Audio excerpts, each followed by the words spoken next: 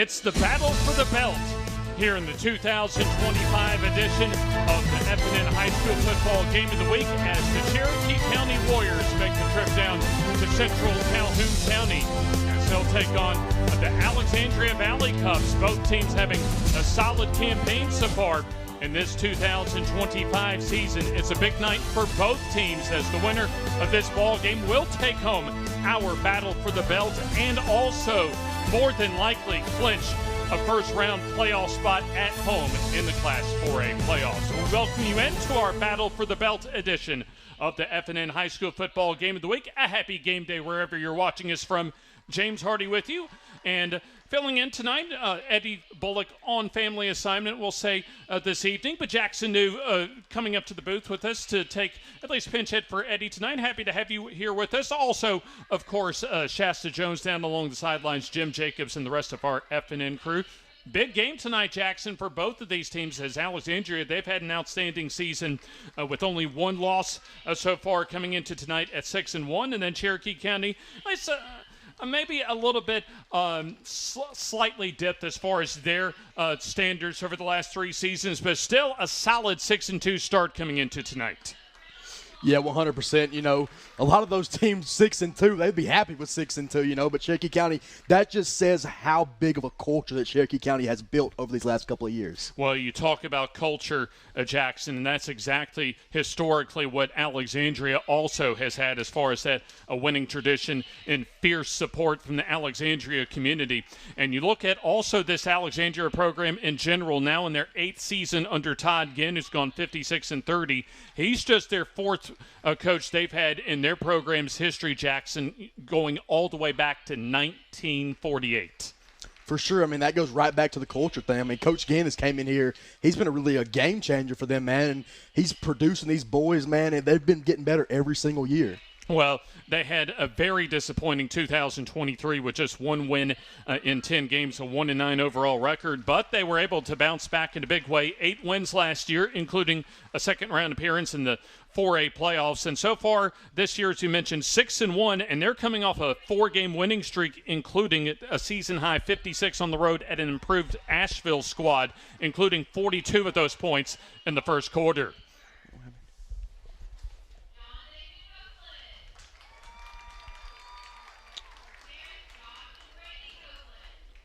All right. Let me know if you can hear me down there. 1. All right, Jackson, last week for Alexandria, they had 56 points as far as a season high, including 42 of those in the opening quarter against a much improved Asheville squad. Yeah, 100%. Like we've been saying just about this Alexandria team, you know, 6-1 this year, and you got to look at that Anniston game, man. So many missed opportunities. They could have won that ball game. You know, penalties held them back as well. But when this team is locked in and dialed in, they're one of the best in 4A. And then you look at Cherokee County, 6-2 so far on the season, but they had some missed opportunities as well a couple of weeks ago against Anniston. And a game like tonight, a lot of experience as far as winning games like this in the regular season, home or away, and that's going to get tested again at maybe one of the toughest environments they've played at all season long. Yeah, for sure. I mean, also back to the environment we were just talking about as we went on.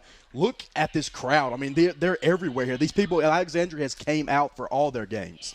This is senior night for Alexandria as they only have 9 seniors on the roster this year. We talk about as far as just the atmosphere here at Lou Scales Stadium at Death Valley and the tradition that the Valley Cubs have brought on the football field year in and year out. Well, we mic'd up both of our coaches, of course, this week again. And when it comes to Coach Todd Ginn, he also talked about one of those staples as far as the mystique that is Death Valley.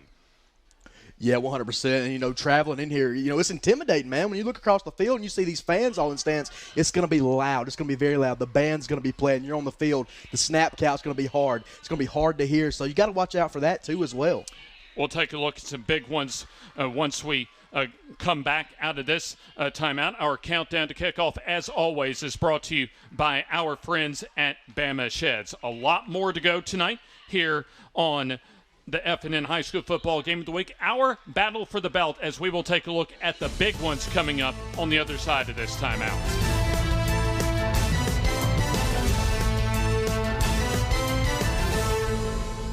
Looking to transform your outdoor space? Look no further than Bama Sheds. As a family-owned and operated business, we understand your needs. That's why we offer no credit check, rent-to-own options. Enjoy free delivery and setup within 35 miles of our 4 convenient locations. Whether you need a shed, pole barn, garage, or carport, we've got you covered. Visit our website at bamasheds.com or call 256-268-8484. Bama Sheds, where quality meets affordability and your outdoor dreams become reality. At iCare Alabama, our goal is to meet the needs of every patient. Dr. Dwayne Mohan and Dr. Ryan Price always strive for excellent outcomes. We want each patient to get the best vision and medical care possible. At iCare Alabama, we utilize all the latest technological advances to ensure that you receive the best quality eye care. So call for an appointment at any of our 4 locations in Piedmont, Heflin, Roanoke, or Atala and see the difference. Most insurance is accepted. iCare Alabama. Efficient, effective eye care close to home. At Farmers and Merchants Bank, we're showing off our school spirit with our newly designed vertical Spirit debit cards. Now these are customized with your favorite school's logo, and half of every Spirit card purchased goes toward your school.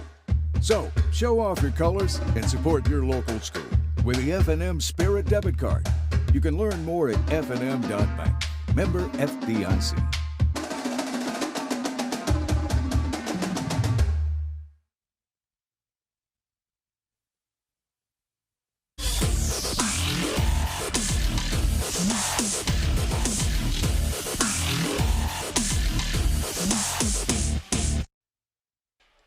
Our countdown to kickoff, brought to you by Bama Sheds. It is our annual Battle for the Belt contest here on the F&N High School Football Game of the Week, as that is what the winning team will be taking home, in addition to about a 99% or so likely chance of hosting a first-round home contest for the 4A playoffs. James Hardy, Jackson News, Shasta Jones down along the sidelines as you take a look at senior night festivities here at Death Valley at Alexandria High School. Let's also bring in our Jim Jacobs, because this is a big one tonight between Cherokee County and Alexandria. But once you get close to the finish line, that is the regular season. Just a couple of more region weeks, including this week for much of the state of Alabama, Jim. There's a lot of big ones going on around our region and across the state tonight. Absolutely, guys. Glad to have you here with us at the home of the Valley Dog. We'll talk about that some more here in just a little bit, but we've got some big ones to take care of, and why don't we cue them up and get started.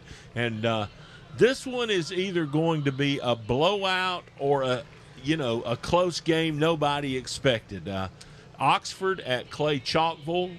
The Jackets, James, still have everything in front of them. I mean, they're still in contention, but things could go downhill in a hurry in the next 3 weeks. You're right. It's been an up-and-down, topsy-turvy season for Oxford, but it's the type of season that you can have a possibility of Oxford pulling a rabbit out of the hat on the road. But Clay Chalkville, remember, lost at Oxford last year. I think they want a little payback tonight, so I'm going with Clay Chalkville. Jackson, spread something on us here. Tell us something we don't know.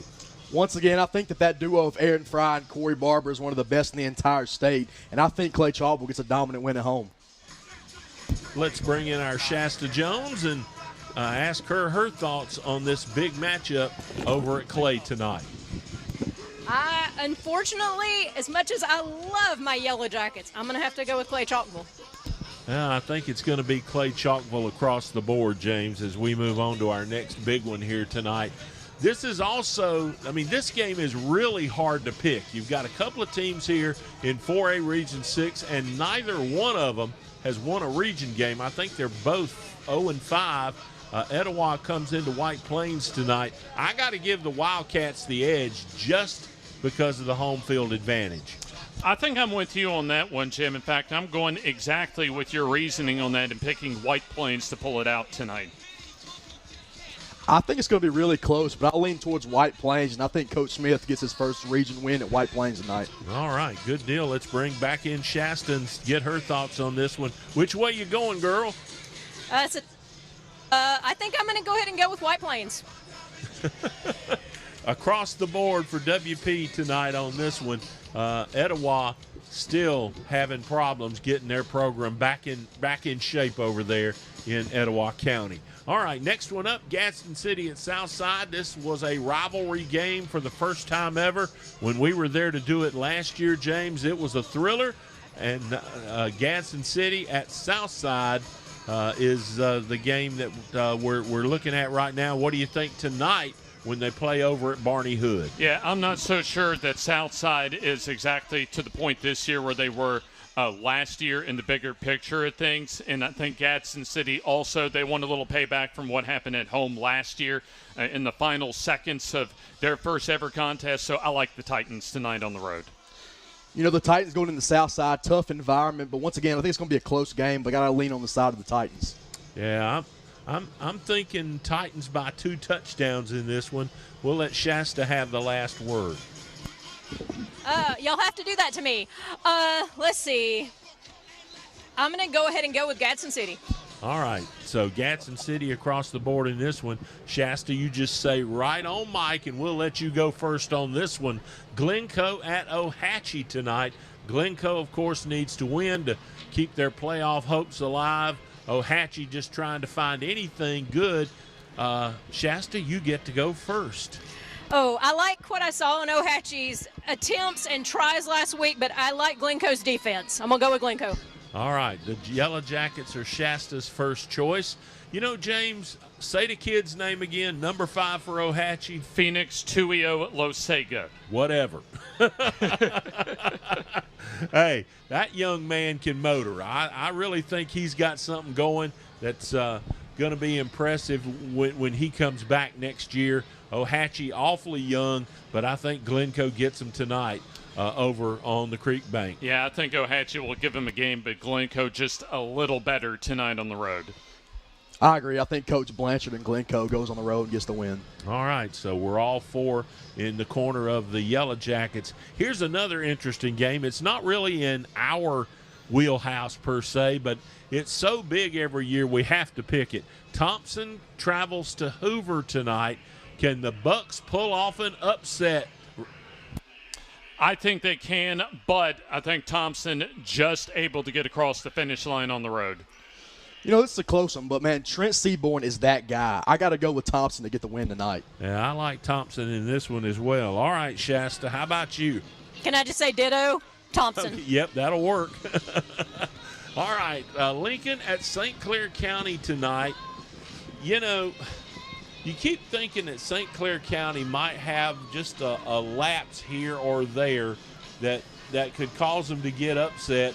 But on the other hand, James, they've really stepped up and you know, met the occasion and put themselves in a solid spot to host a second-place game next week against Jacksonville. And we'll return to Odenville for that one, by the way. But can Lincoln possibly slip up on them tonight? I think they have the ability to. I think whether St. Clair County lets that little trap get up on them, I don't think that's going to happen. I like the home team, St. Clair County. Man, I'm telling you, St. Clair County has one of the better passing attacks that I've seen personally this year with Landon Smith, and I think that's kind of going to elevate them over Lincoln tonight.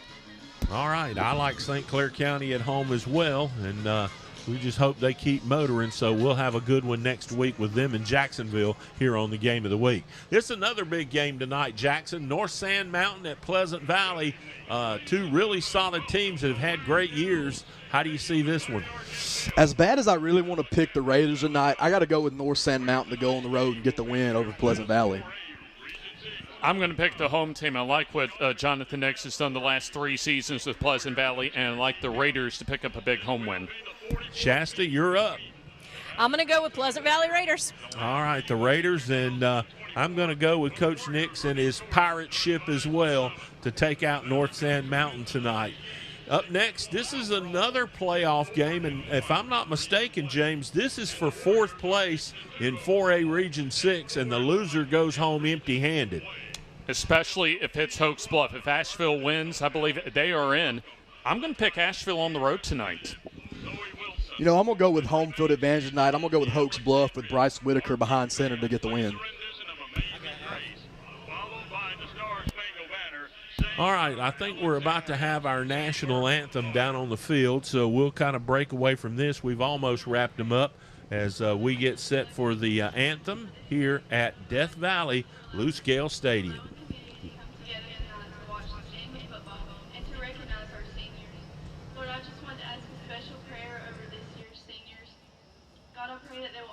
Remember to have their eyes on you and to make you the center of their lives. Lord, no matter where life takes them, I pray they always know how much you love them, God. In the book of Psalms, Lord, it says your word is a lamp unto my feet and a light unto my path. God, guide our lives so that we may look more like you. Lord, I just ask to keep everyone safe tonight on and off the field.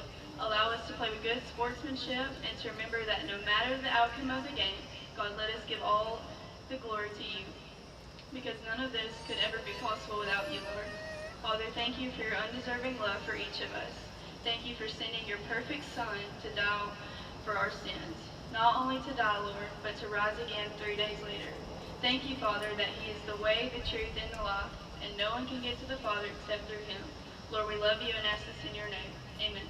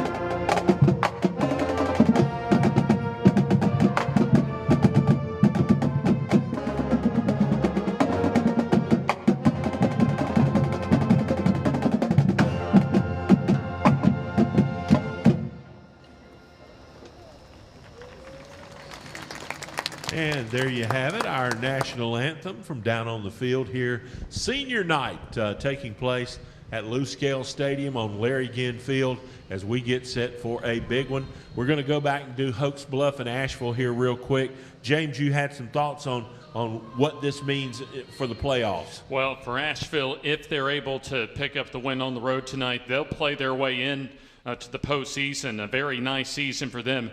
A tough place for them tonight at Hoax Bluff, but I think Asheville has enough, especially offensively, to get a win on the road. All right, Jackson, you're up. And, you know, like I said, once again, I got to go with Hoax Bluff with Bryce Whitaker behind center to get the win. You know, he's been a really solid piece to Coach Rob's plans this year. And, you know, if it was on the road at Asheville, I might flip a coin. But when it's up there at Mike Robertson Stadium in Hoax Bluff, I got to go with the home team. The Eagles will advance into the playoffs with a victory tonight. Shasta? I'm going to probably go with Asheville. Oh, look, going out on a limb, huh?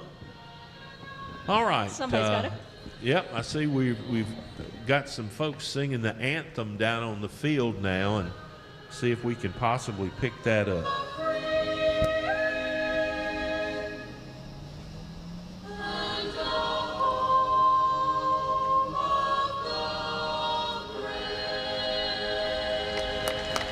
Nice job there by a choir here at Alexandria High School. The big game tonight, Westbrook Christian and J.B. Pennington.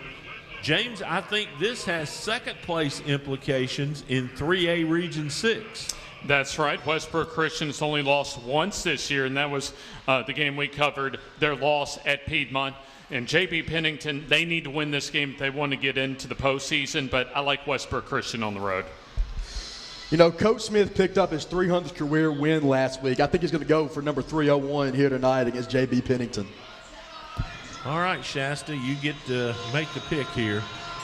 Oh, make it hard again for me. Let's go ahead and go with Westbrook. All right, and I'm going to go with Westbrook Christian on the road. I think Coach Smith's got a great program going right now, so we'll go there. And that gets us to why we are here tonight. It's a game we never pick, our game of the week. But James, Cherokee County, and Alexandria playing for second place here in Class 3A Region 6, or 4A Region 6. Right, 4A Region 6. The winner will earn, once again, 99% earn. If Asheville wins and beats Cherokee County, there's a chance they could get in a tie for second for the region if Cherokee County were to win tonight. But basically, this game is for second place. Alexandria, they've lost the last two in the series to Cherokee County. But Alexandria, maybe in a lot of ways, Jackson, they may have had a better season when you look at the bigger picture than Cherokee County has coming into tonight. Yeah, for sure. I mean, also, you got to go back to that Anniston game as well. You know, you got to look and see, you know, what was closer in that game. Alexandria had, like I said, so many opportunities to take the lead in that game. And, you know, penalties held them back as well. And they just could not kind of extend and get that lead there.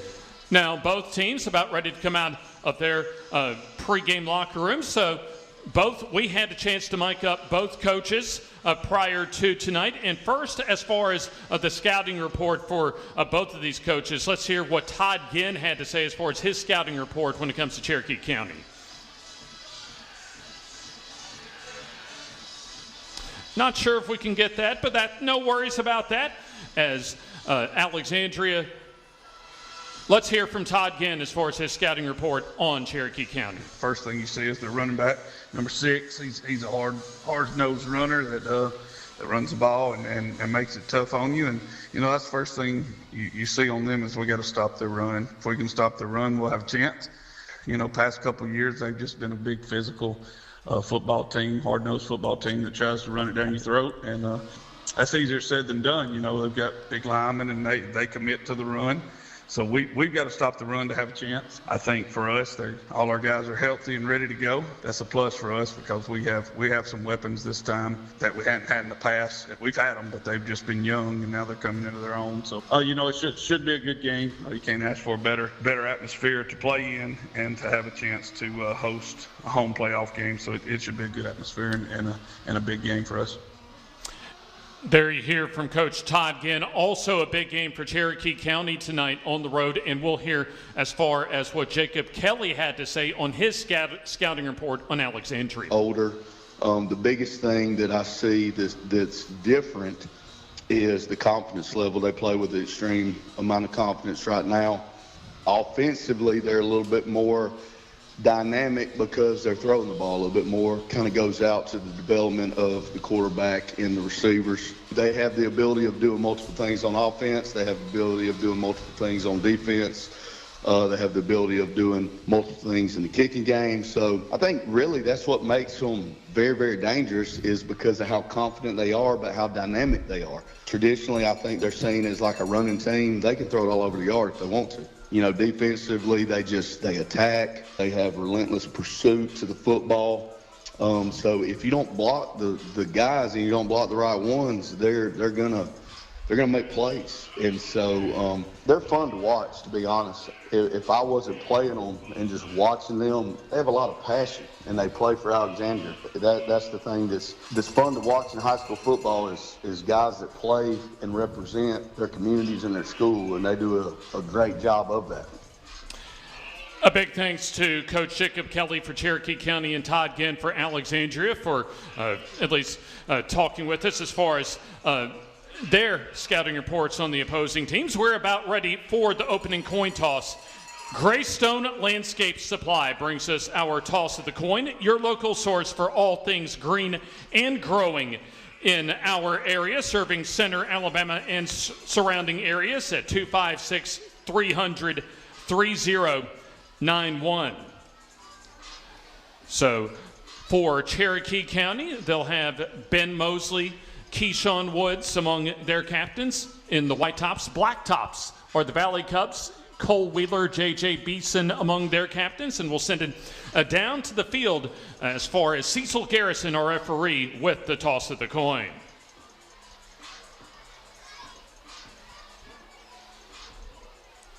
All right, guys, FNN's broadcasting the game. They got this belt. The winner will receive the belt tonight. They just wanted to let y'all know that, okay?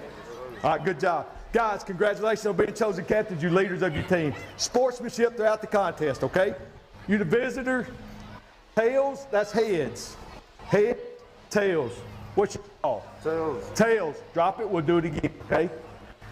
It is heads. You win the toss. You see, defer those out second half. You want to defer. How's there in one toss? They deferring. You want the football? Which way you want to kick it? You want to fence school board.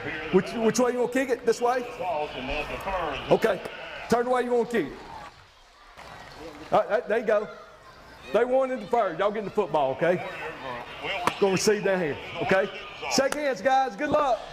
And there you hear the opening coin toss as Alexandria will get the football first as Cherokee County wins the coin toss. Jackson, give us at least a little bit of what you're thinking are your keys for both of these teams in a big, big region game tonight.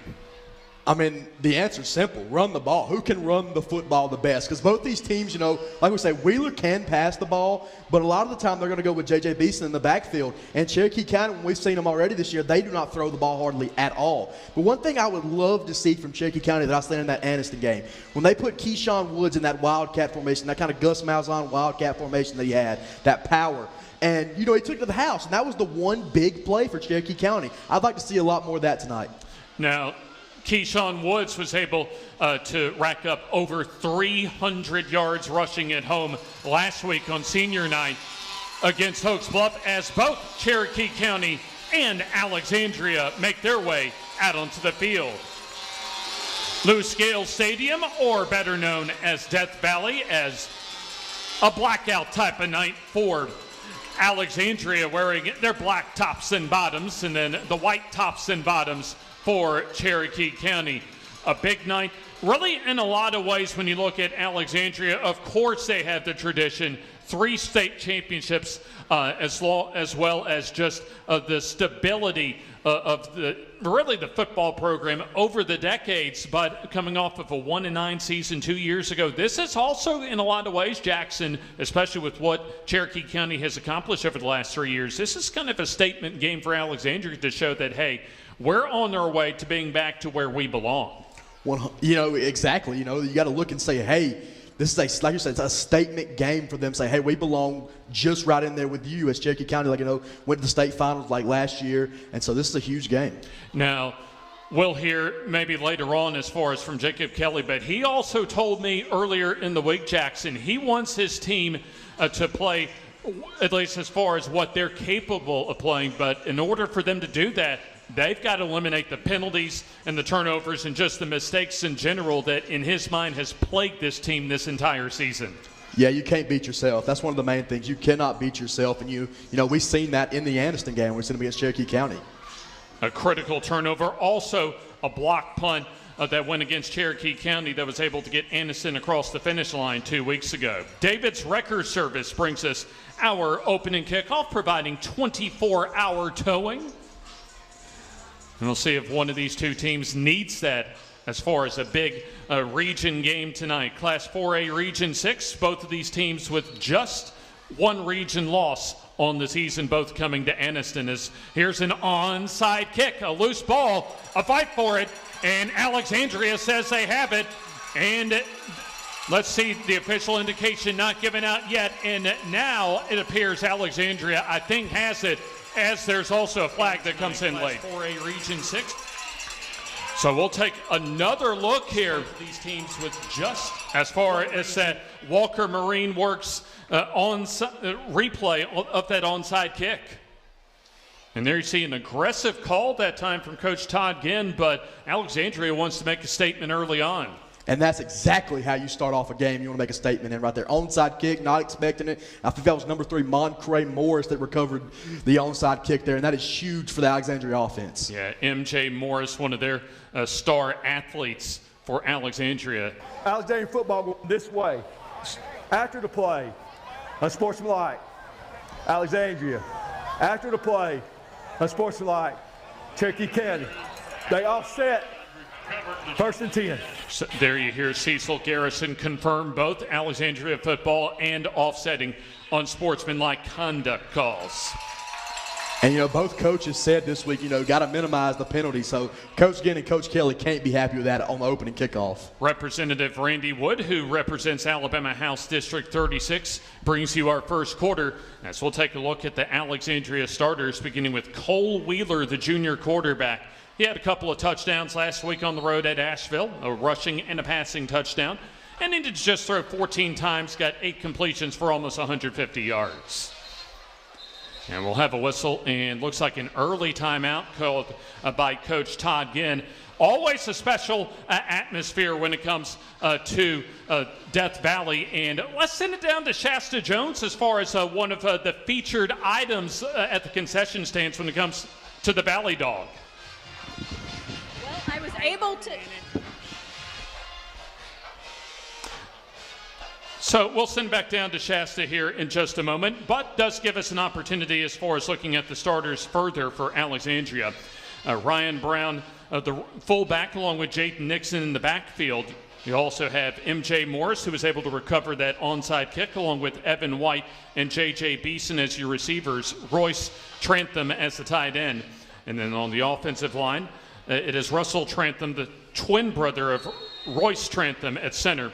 And Gavin Sweet at left tackle, Parker Nemeth at right tackle, and then the guards, Will Martin at right guard, Gage Kelly or Knox Faulkner at left guard. As a pretty solid gain on first down, as Alexandria able to get the ball off quickly that time and able to advance the football from the 44 to just shy of the Cherokee County 35-yard line.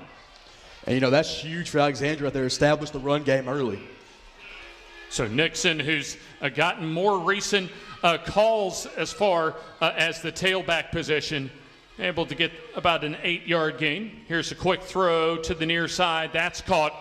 First down, an Alabama first down, and a little bit more across the 30-yard line. But so far, so good for Alexandria as they've gotten their first down in their first 2 plays from scrimmage.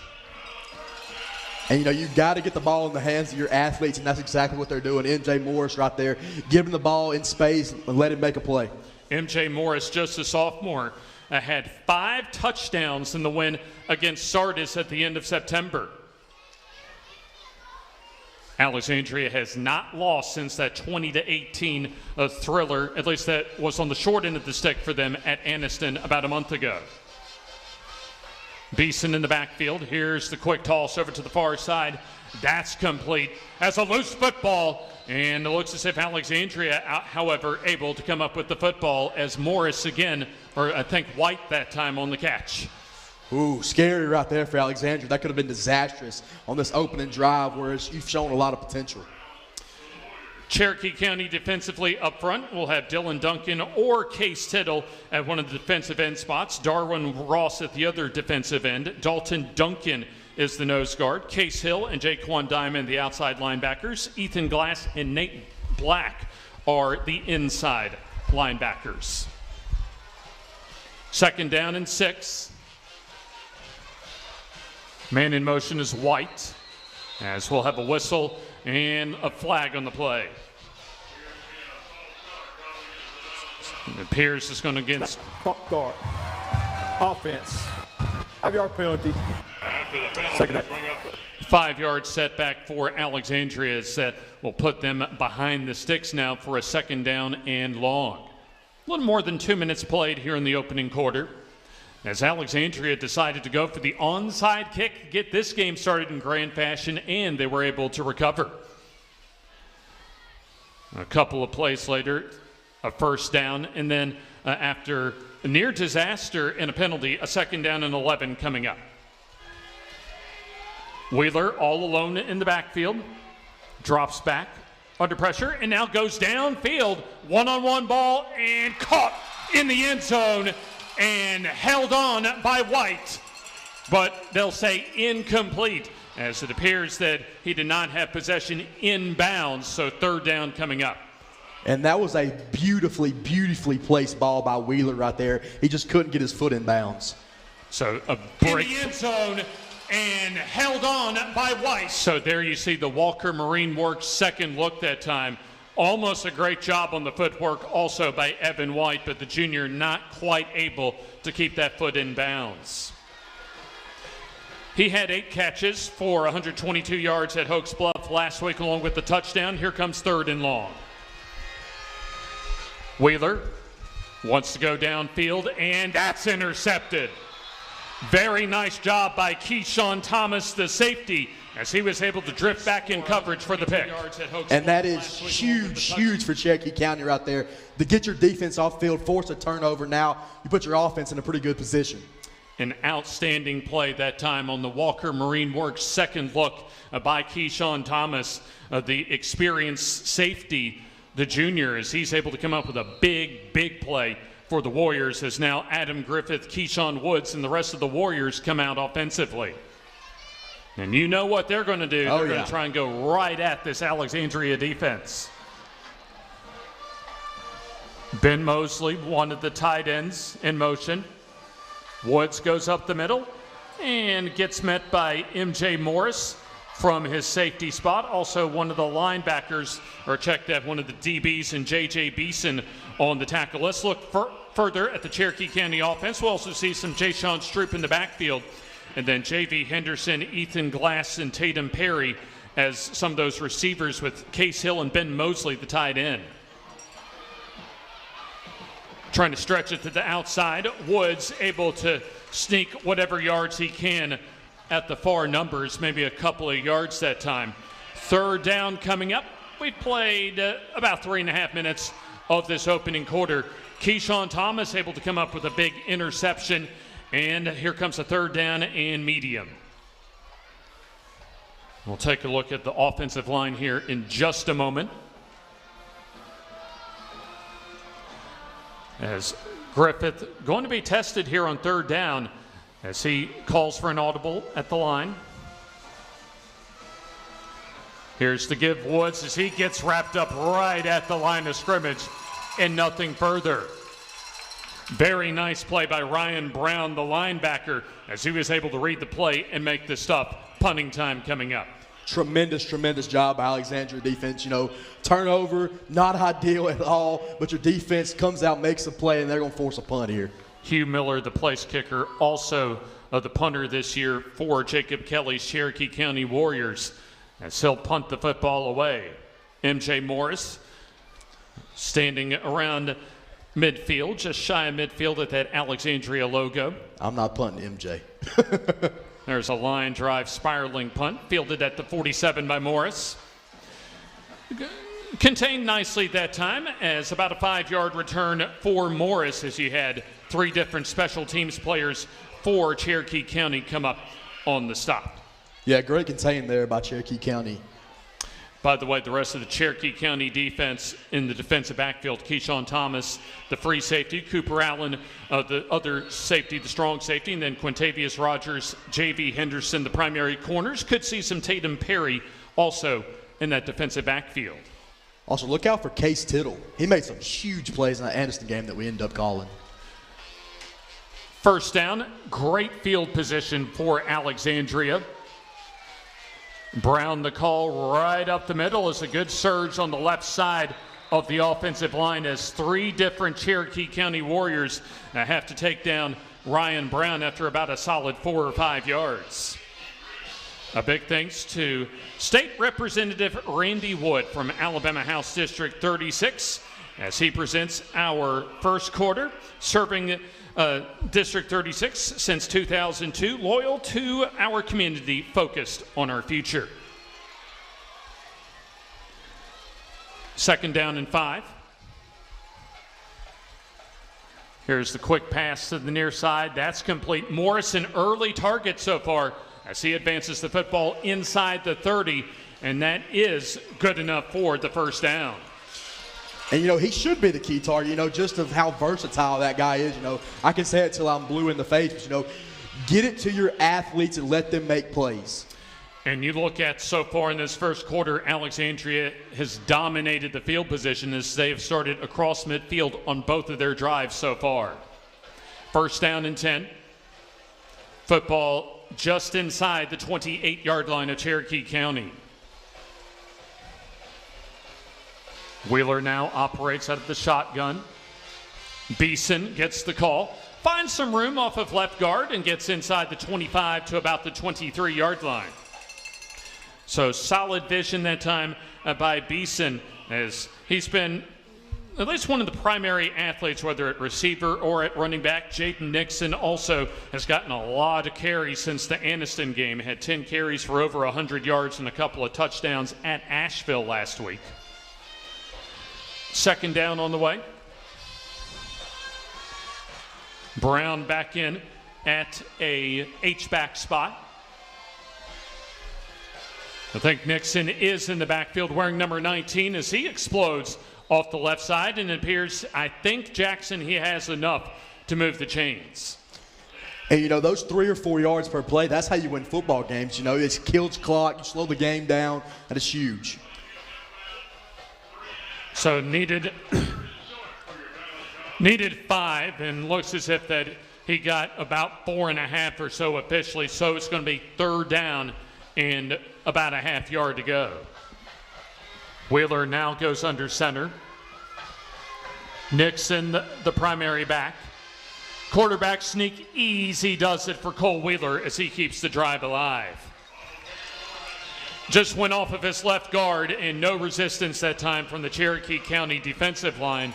As now a first down coming up as they'll spot the football inside the 20-yard line. So it's Alexandria's first red zone opportunity, brought to you by Weiss Electric and Plumbing.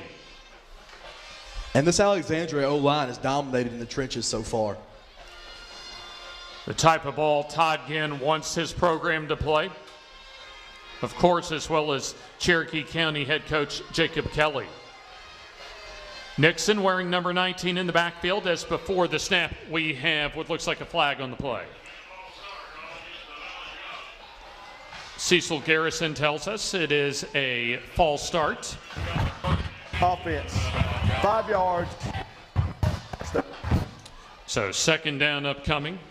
Jaden Nixon normally wears number 15, but with the black tops tonight, wearing number 19, he's had a solid back end of the season. Almost to the 4-minute mark to go here in the opening quarter.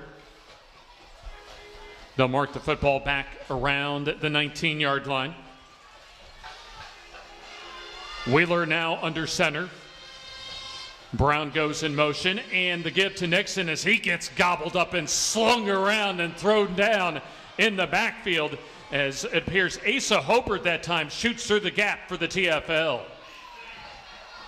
And look at that from the nose guard spot, just able to break through the middle of the offensive line and just sling around Nixon and throw him down. That's just pure strength right there. So another long yardage situation, a second down and 17 after a loss of 2. Alexandria with a chance to get some points on the board as they threw an interception to Keyshawn Thomas on their opening drive. Here's Wheeler under pressure and now throws to a safety valve complete to Morris as he's pretty much contained as the football came out, but well after the play. So we'll take another look on the Walker Marine Works replay. Good pressure applied by Cherokee County as Wheeler just has to dump it down to his nearest receiver, MJ Morris, as good coverage also provided by Cherokee County's Aiden Mansell. And also phenomenal job by Wheeler right there to scramble out and extend the play and find his open receiver.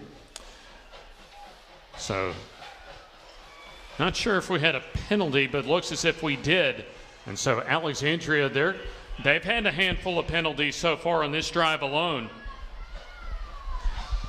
And it's a big game tonight here at Death Valley between Cherokee County and Alexandria, our battle for the belt here in the 2025 season. Beeson comes off the sideline. But once again, back to the penalty thing, you cannot put yourself behind the sticks. You're just beating yourself. 2nd down and 23. Here's the counter give to Brown as he tries to turn the corner. Gets some pretty good room. That's a staple play in the Alexandria offense. The initial give to Beeson, and then he gave it right in front of him to Ryan Brown on kind of that counter end around give. Great play call there. So 3rd down. So that gain close to 12 or 13. Under 2 minutes to go. They'll say officially a 12-yard gain. Football at the 14-yard line. Still 3rd down and long. A set line to reach for the iCare Alabama 1st down is at the 3-yard line. Play clock at 6. Cole Wheeler now at the line of scrimmage. He'll flip it out. A loose football on the ground, as I think Nixon very lucky to get it back, but Alexandria does maintain possession. We'll take another look here, Jackson. You see the pitch coming up to Nixon as he just drops the football. And he's very lucky that ball bounced just right up back into his hands there. So it appears it's going to be field goal time. Valen Eaton, the regular place kicker, comes out. So they're going to mark this football as far as the kick is concerned at the 22. So let's call it a 32-yard field goal attempt. Under a minute to go, 1st quarter. Snap, holder there, and the kick is on the way. It is up, and it is good. Or no good, I think. So, a missed field goal that time, as that's another big break for Cherokee County, as they were in a deficit as far as that field goal or field position, as Cherokee County able to bend but not break, as Alexandria a chance to score, but they couldn't do so. For sure, that's a heartbreaker for the Valley Cubs. They're trying to get points. That was a long drive. But once again, you're killing clock. But great for Cherokee County. They start about the same place they did on that first drive. They'll start the football from their own 20. Give to Woods. Struggles to get a couple. As good job by Ryan Brown as well as the rest of the Alexandria defense.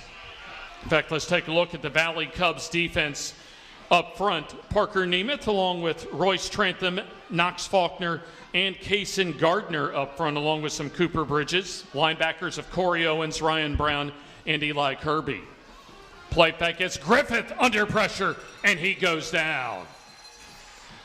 The initial pressure by Owens, the linebacker. That's also Kaysen Gardner helps out on the sack. Griffith just got absolutely blown up. That play didn't go anywhere. And it appears that we do have an injured player for Alexandria down on the field. It looks like one of the linebackers down, as we have just 13 and a half seconds to go here in the 1st quarter. Let's go ahead and step aside for a quick injury timeout. Late 1st quarter, still no score here on the FNN High School Football Game of the Week. The Calhoun County Commission, made up of Fred Wilson, Danny Shears, Carolyn Henderson, Terry Howell, and Lee Patterson, ask you to take a look at what Calhoun County has to offer. Our beautiful parks, neighborhoods, recreational facilities, historic sites, and museums. Our citizens enjoy a high quality of life and strongly support the arts. If you're considering expanding or starting a new business, take a look at Calhoun County. You'll be glad you did. Welcome to Calhoun County, Alabama, your natural attraction. We have invigorating outdoor activities, amazing cultural sites, mouth-watering food, and southern hospitality, all wrapped into one amazing vacation destination. Whether you're looking for a relaxing overnight getaway or for a one-of-a-kind escapade, Calhoun County boasts an incredible selection of outdoor recreational opportunities. Calhoun County is the natural attraction, centrally located between Atlanta and Birmingham, with plenty of fun and memories waiting to be made. Come to Calhoun County, Alabama, a natural attraction.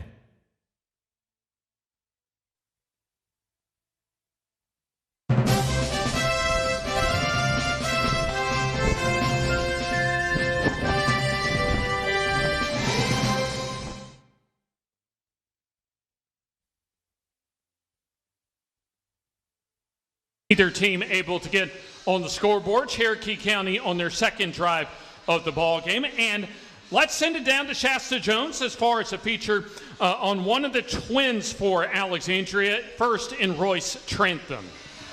Yeah, thanks, James. I spoke with Royce this week about growing up in this area and his dreams of one day playing for the Valley Cubs. He said he was always a manager as a young boy and got to watch his older brother play. This is a whole different level of football than what he saw, so it makes him come up here and play his best, especially at home. It's a whole different crowd, and he knows there's a whole different group of expectations than what was there at some places. He just wants to meet those expectations.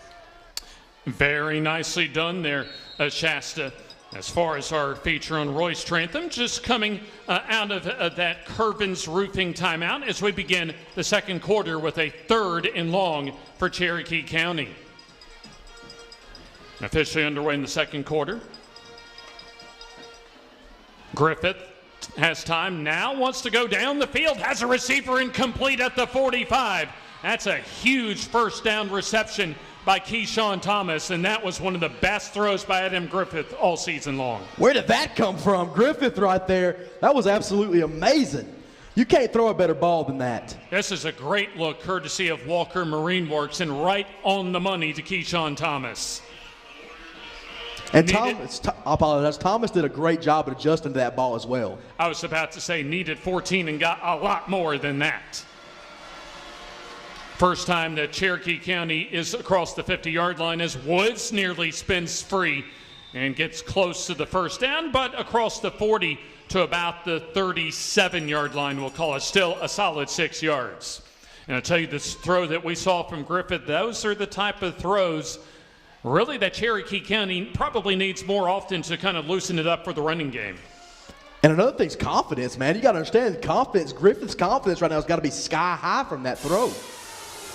Here comes the give to Woods. Some running room as he breaks free across the 25 as he's tackled down about the 24-yard line. And now Cherokee County, they're in business close to the red zone. And just like you said, that pass has now opened up the run game, and this has given Alexandria something else to think about. Early second quarter here from Death Valley. Second, or check that now, a first down and 10, and before the snap we'll have what looks like a false start. We'll hear from Cecil Garrison as far as the official indication. Before false start. 5-yard penalty, still first down. So they'll spot the football back at the 29-yard line of Alexandria. Our second quarter presented by Perry Monument Company, located at Cedar Bluff Road and Center and on the 278 bypass in Piedmont. First and long, Griffith wants to go down the field, and that's a bit too high this time. It incomplete, intended for Henderson. So it appears that maybe Cherokee County opening up the offense a little bit compared to what they usually do as Griffith decides to go up top on that first down play, second down and long upcoming. And I think they got to find Ben Mosley here. If they're opening up the pass game, in my opinion, that's one of probably your key offensive, wide receiver weapon, even though he's a tight end. And I'd love 6'5". They got a big frame. They got to get it to him. Here's Woods right up the gut as he drags tacklers with him inside the 20, and a red zone trip, the first of the night for Cherokee County. So this is an impressive drive that started at their own 20-yard line and has now gotten the Warriors into red zone territory. Third down upcoming. And why do you need a passing game when you just hand the rock to Woods and let him run right up the gut and pick up yards? Weiss Electric and Plumbing Supply out of center brings us our red zone trips for both teams. Third down and 5. Gain of 10 for Keyshawn Woods. Woods again on the call, this time stood up for very, very minimal yardage. Looked as if Ryan Brown and company, maybe some Gardner as well, able to make a very solid stop and set up a fourth down and medium. Maybe a little too far to try a field goal for Hugh Miller. So it looks as if the Cherokee County's offense is going to stay on the field. And Ryan Brown's a Swiss Army knife, man. He's been playing all over offense, defense, and he's really the one that blew that play up there. 4th down, line to reach for the first down is the 13. Play clock down to 6. Already down to 4, and Jacob Kelly wants to use one of his timeouts, and will do likewise. Big 4th down coming up. Still no score, but Cherokee County in the red zone here on FNN.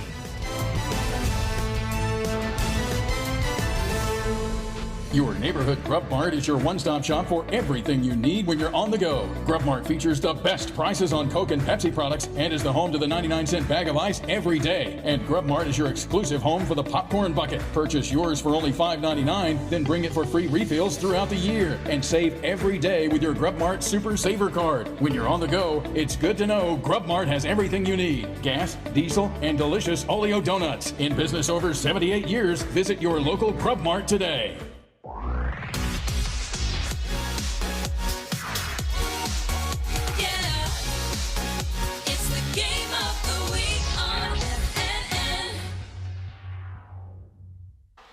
What could be one of the biggest plays early on in tonight's ball game, a 4th down and 4 upcoming for Cherokee County. James Hardy, Jackson News, Shasta Jones down on the sidelines. That's the line to reach for the iCare Alabama first down, the 13-yard line. Griffith with Woods alongside him, play fake. Woods goes toward Mosley and gets him for the touchdown. You mentioned it, go to Ben Mosley, and on 4th down, that's exactly what Adam Griffith does, Jackson. Mama, there goes that man, 6'5" Ben Mosley right there. Like I said, get him, let him have the opportunity to make a play there, and that's exactly what he does. 17 yards on the touchdown connection for Adam Griffith, who was 6 of 15 last week with a couple of touchdowns against Oaks Bluff. So Cherokee County on the board first as Hugh Miller on for the point after. Snap and hold, and kick is up, and that is good. So we'll take the timeout. Cherokee County on the board first, 9:11 to go until halftime, with the Warriors on top 7-0.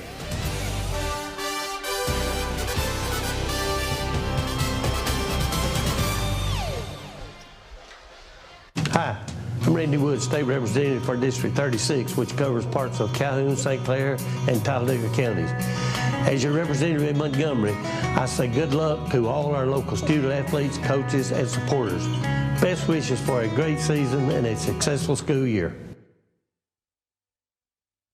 A big-time drive for Cherokee County as they go 80 yards, but a couple of those big plays in the passing game for Adam Griffith as he was able to get a 3rd and 14 connection to Keyshawn Thomas, and then a 17-yard pass on 4th and 4 to Ben Mosley to get Cherokee County on the board.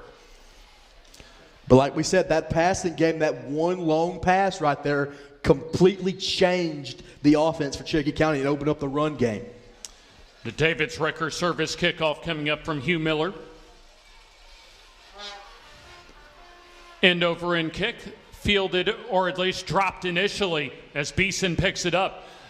Gets across the 20 and taken down at about the 25-yard line. That was a big touchdown drive for Cherokee County. And now Alexandria in a position to where they would like to respond on this offensive drive. By the way, at least as far as some of those passes, a little money in the bank, courtesy of F&M Bank for junior quarterback Adam Griffith. As you see, Cecil Garrison tells us that there was a holding penalty on the kickoff return, so Alexandria is going to be a little bit backed up. Yeah, definitely some of those passes, as you see, service, solutions, and strength, and Adam Griffith provided a lot of those to deposit some points into the bank account for Cherokee County on that drive. Let's see if Alexandria can do likewise. However, they'll start from their own 13-yard line. Beeson on the call. He'll go into the arms of Nate Black along with Keyshawn Thomas. That's a solid gain across the 15 to about the 17-yard line. A good pace going here in the first half as we're already under 9 minutes to go until halftime, and Cherokee County playing, at least right now, at the pace that they want this game played, a low-scoring slugfest. Second down coming up. Both teams giving up about 16 points per ball game defensively. Here's the play fake and the quick throw. That's caught.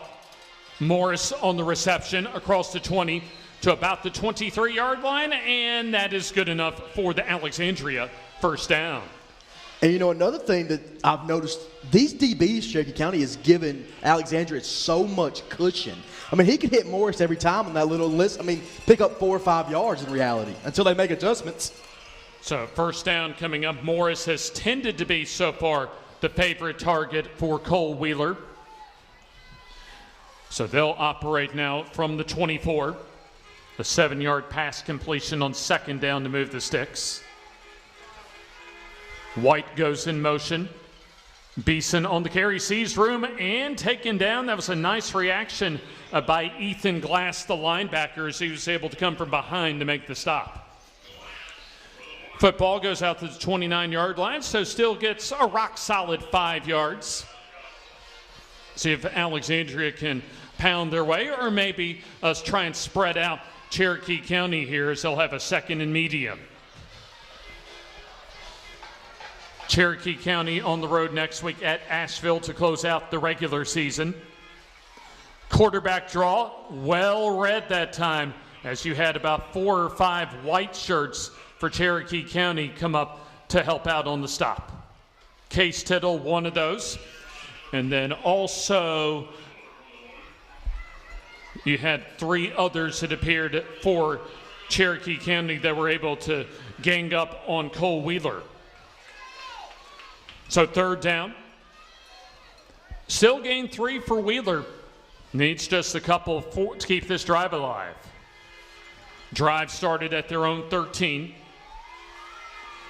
Brown, the fullback, is the deep back as Wheeler sneaks it up the middle, and that should be more than good enough for the Alexandria first down. And I Care Alabama first down keeps the Valley Cubs on the field offensively. Their senior night tonight as they'll be on the road for their final 2 games of the regular season. And you know, that's a quarterback sneak technically, but it might as well be a quarterback draw when you're picking up 4 or 5 yards. Almost halfway through the second quarter. Football at the 37. Here's Beeson on the jet sweep. Turns it upfield and breaks a tackle. Reverses field. Has some running room. Excites the home fans at midfield as he gets another Alexandria first down. And Beeson, man, not the biggest guy on the field, man. But, man, he's got some heart. I'll tell you that right now. Beeson just 5'10 and 158. But he's a do-everything type of athlete for this Alexandria offense and this Alexandria team in general. Not a seat to be had tonight here at Death Valley. First and 10 from midfield. Let's see if Alexandria goes on top. As no, they'll give it to Morris on the jet sweep. And he gets bottled up pretty good that time by Cherokee County, as Morris only able to get a couple to the 48 of the Warriors. You know, great job by Cherokee County there to bottle up Morris because we know how versatile he is. But I am loving these kind of reverse end arounds for the Valley Cubs. Yeah, we saw a lot of creativity from them about a month ago against Anniston as they put the Bulldogs really against the wall as far as almost being able to come up with a key road win last month. See if they can come through here tonight, though, at home, and what could give them a first-round home game in 3 weeks in the 4A playoffs. Pitch goes to Beeson, cuts it up off of left guard as he gets taken down by Ethan Glass across the 45 to the 44. Alexandria is going to need 4 more yards, however, to get that first down. And I'm telling you right now, I'm going to look for Morris again on those little, you know, just kind of out route throws that he's throwing there. Get him in space, let him make a play. They'll need at least a lot of those bags of ice, the 99-cent bags of ice after tonight from the Grub Mart. And let's see if Alexandria can pound their way maybe to a first down here on 3rd and 4. Quick throw to Morris, complete, gets his first down as he goes out of bounds across the 35 to about the 34-yard line. And once again, just get it to your playmakers, Morris, and let him make a play. And that's exactly what they did. We'll take a second look. Walker Marine Works shows us this RPO pass to MJ Morris on the outside. Basically an extended handoff on the bubble screen, but gets the job done and then some for the Valley Cubs. As this drive started at the 13-yard line, now at the Cherokee County 34.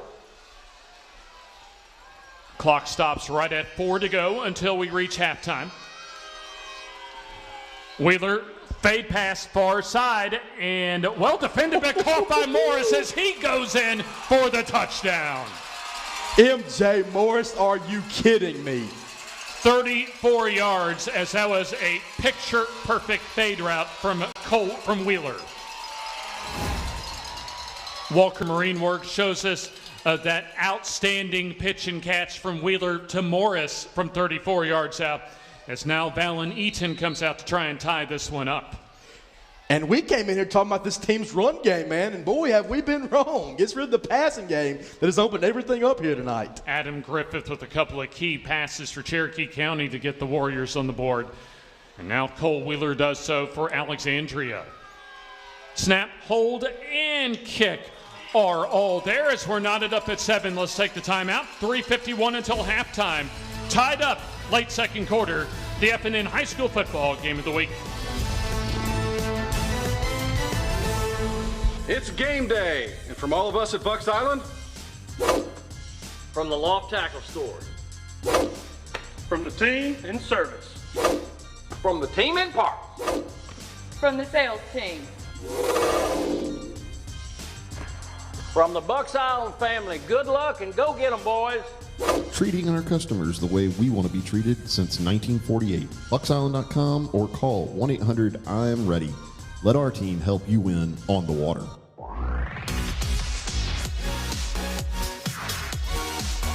Yeah, it's the game of the week on FNN. 7-7, late second quarter, 3:51 to go until halftime. As the quarterback's getting it done for both teams, Cole Wheeler with a 34-yard connection to MJ Morris to tie it up. And then Adam Griffith to Ben Mosley on 4th and 4 from 17 yards out to get Cherokee County on the board. As here comes the kickoff for Alexandria. David's record service, and look this up right before the snap. We have, or at least the kick, I beg your pardon. There's a flag on the play. Appeared that Alexandria wanted to try and sneak in another onside. Re-kick. So they'll do things over again here on the Alexandria kickoff, courtesy of David's Record Service, located in Jacksonville, not too far away from Death Valley. 24-hour towing. Give them a call at 256-435-7083. And, you know, honestly, the re-kick is going to work out better for them because Cherokee County recovered that onside kick, and that would have given them field position at right about the Valley Cub eye, so about the 50. Valen Eaton ready to try and serve up this Alexandria Valley Cub kickoff. This time a low scud missile. Fielded it by Woods about the 24-yard line as he has a head of steam across midfield as he gets Cherokee County some outstanding field position. Keyshawn Woods that time able to advance the football 29 yards, and so Cherokee County, they're going to have great field position upcoming. Well, the re-kick didn't work out better in their favor because Cherokee County picked up about 5 more yards than they would have on the onside kick. So now Adam Griffith with some confidence after a couple of clutch completions. He brings the Cherokee County offense back out on the field to see if they can retake the lead. Cherokee County's offense only scoring about 26.5 points per ball game this year, a little bit down from what they've had the last 3 years. Big room right up the middle as Woods nearly able to break it almost to the house that time as he's able to get it inside the 40 to the 38-yard line. Keyshawn Woods, tell you, Jackson, he was about a shoestring away from still being on his feet. Yeah, for sure. And a great job by that Cherokee County O-line. That was a huge hole they opened up for him there. James Hunter up front, the senior center, one of 13 seniors for Cherokee County this year. Woods, lots of running room on the left side as he's on the move down the sideline as he lowers his head inside the 10-yard line until you could see that left side just open up for Keyshawn Woods. And there you see nobody really had him for Alexandria until he was taken down all the way inside the 10-yard line. So that's a 1st and goal coming up.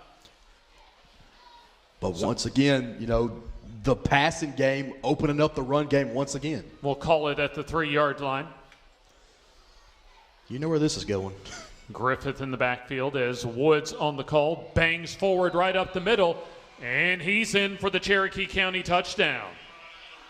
Nice response by Cherokee County as they were able to get great field position courtesy of Keyshawn Woods' kickoff return, and he's able to carry the team on his back from there for 6. You know, we're around Halloween, no hocus pocus, straight focus on that drive right there by Keyshawn Woods. Look at you there, Jackson. That's a pretty good rhyme going right there as we come in on Halloween in a couple of weeks. PAT upcoming for Hugh Miller, successful in his first try. 2:55 to go until halftime as Cherokee County on top 13-7. Little low snap, no worries on the hold as that kick is indeed good. And we'll take the timeout with 2:55 to go and Cherokee County now on top 14-7.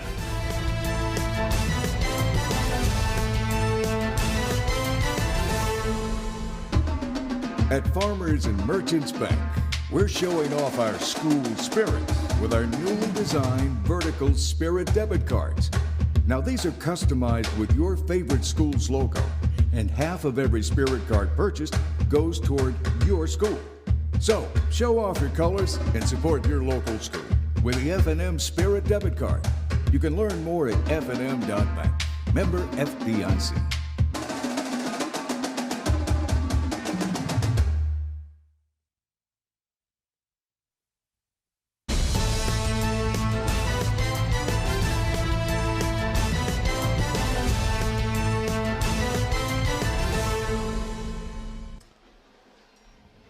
A 46-yard touchdown drive, all done by the star running back Keyshawn Woods as he was able to rush it in from 3 yards out.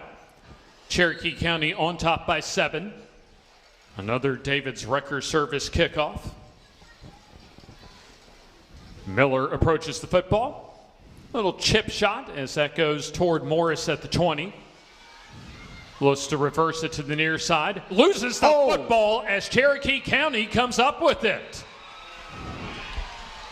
We were talking about before, during the timeout, Jackson, for Cherokee County, their confidence. You go back to that 3rd and 14 deep ball to Keyshawn Thomas, and that really got the offense spark plugged. And now the momentum firmly on the visiting sideline. Ever since that pass, we have seen a completely different Cherokee County team. We take a look at this Walker Marine Works second look, and just the ball stripped out of Morris's hands, and Jay Sean Stroop comes up with the recovery. Tyler Reese right there on the the forced fumble. That was huge. We got a timeout on the field. It does give us some time, however, as far as featuring another one of our players tonight. We looked at Royce Trantham as far as Alexandria is concerned. Well, we'll also take a look as far as what Shasta has to say about his twin brother in Russell Trantham. Thanks, James. Russell told me since he and Royce are twins about the competition between them. He said they always had competition playing together, but Royce has always been bigger, so in 8th grade, Royce got pulled up and Russell got to stay down. Russell said he felt kind of bad but was happy for Royce, so that encouraged him to keep going, and now Russell went from starting on junior high to rotating on varsity.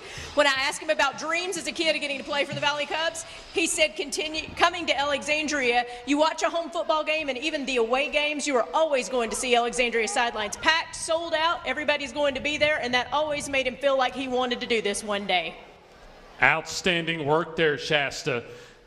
As we take a look as far as the Trantham Twins, but right now it's the Cherokee County offense off of a special teams takeaway as they have a 1st and 10 inside the Alexandria 30. Woods snakes his way through the front line and gets to about the 25-yard line. 2nd down coming up as our 2nd quarter tonight presented by Perry Monument Company, located in Center as well as Piedmont. You can take a look more about them at www.perrymonument.com. 2nd down coming up, a 3-yard gain from Keyshawn Woods. Over 300 yards and a touchdown against Hoax Bluff on senior night last Friday night in a 24-10 win. Griffith readies himself for the snap.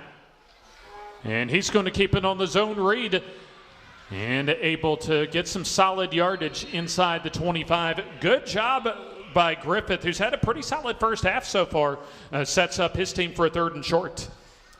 Yeah, 100. I mean, yeah, for sure. I mean, you got to look at Griffith, And once again, like I said, keep handing the ball to Woods there. That opens up the RPO. And once again, Griffith takes it for himself on the read option. So they'll spot the football or they'll move it back. It looks as if Cherokee County with a miscue. Haven't had too many tonight. Run, blocking the offense. 10 yards from the end of the run, replay, take it down. Yeah, Cecil Garrison hasn't had to remind us too much tonight so far in the first half when it comes to Cherokee County penalties. Had to do so that time on a block in the back. So moves the football across the 30 to the 32-yard line. Less than 2 minutes to go until halftime.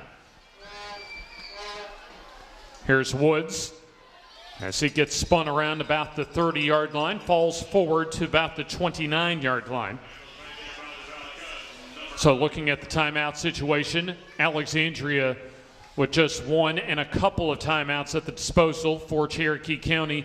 3rd down and long upcoming from the 29 of Alexandria. Line to reach for the iCare Alabama 1st down is the 18-yard line.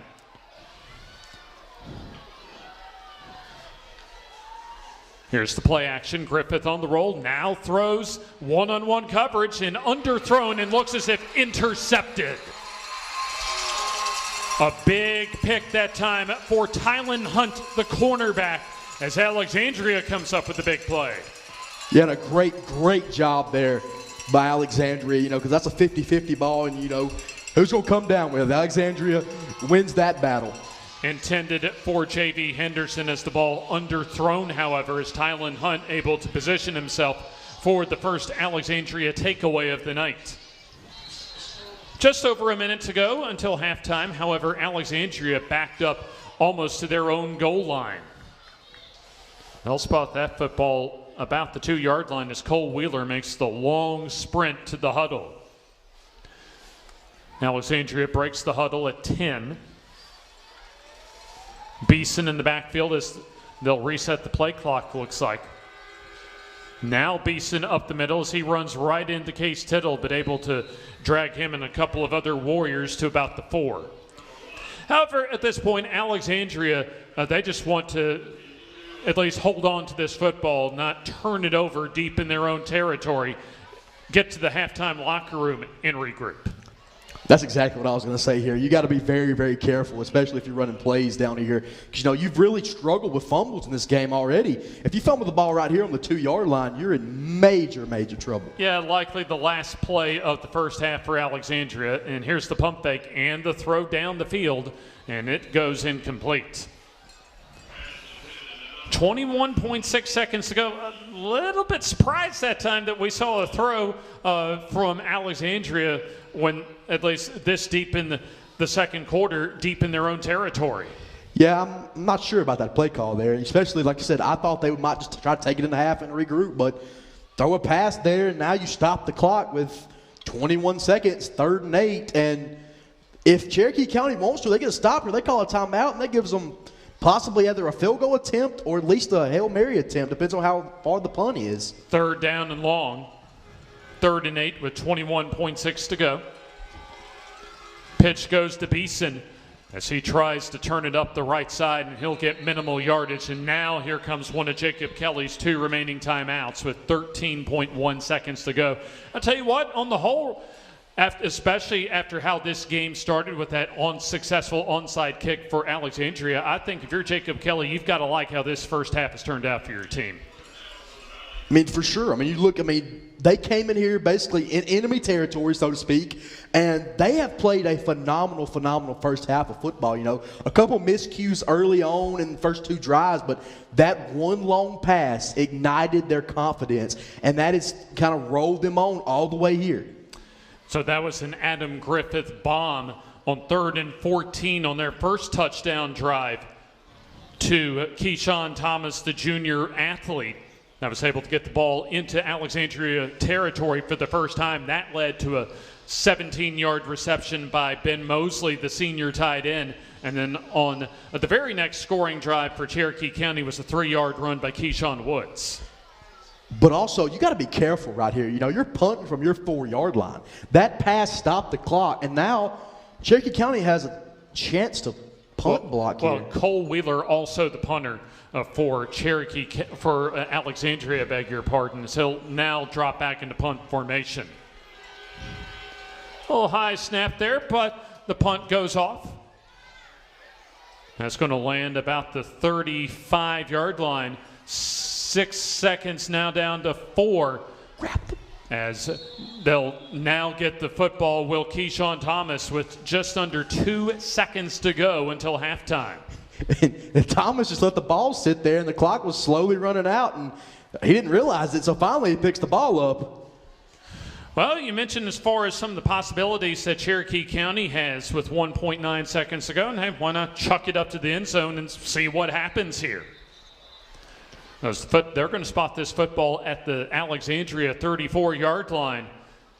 So that's going to give the Warriors one shot to potentially maybe steal a score before they go into the halftime locker room. And Mosley right here at the bottom of the screen, look out for him. Like I said, he's got about probably 5 inches on everybody on this Alexandria defense. And sensing that Todd Ginn wants to talk with his team and burn his final timeout. 1.9 seconds to go as Alexandria also, as far as their lone scoring drive, capped off by a 34-yard connection from Cole Wheeler to MJ Morris. That was an 87-yard touchdown drive. But Cherokee County, they'll at least at the very worst take a 7-point lead into the halftime locker room. And depending on how this, what you would think is a Hail Mary coming up, could be a lot more. This is the battle for the belt this year, so our winner tonight will be receiving our FNN belt following tonight's ball game. And I imagine we'll hear from Jacob Kelly as well after this final play of the first half. Our Shasta Jones at the far corner of the field off to our right in position. Ben Mosley flanked to the near side. One more heave, you would think, before we go to halftime.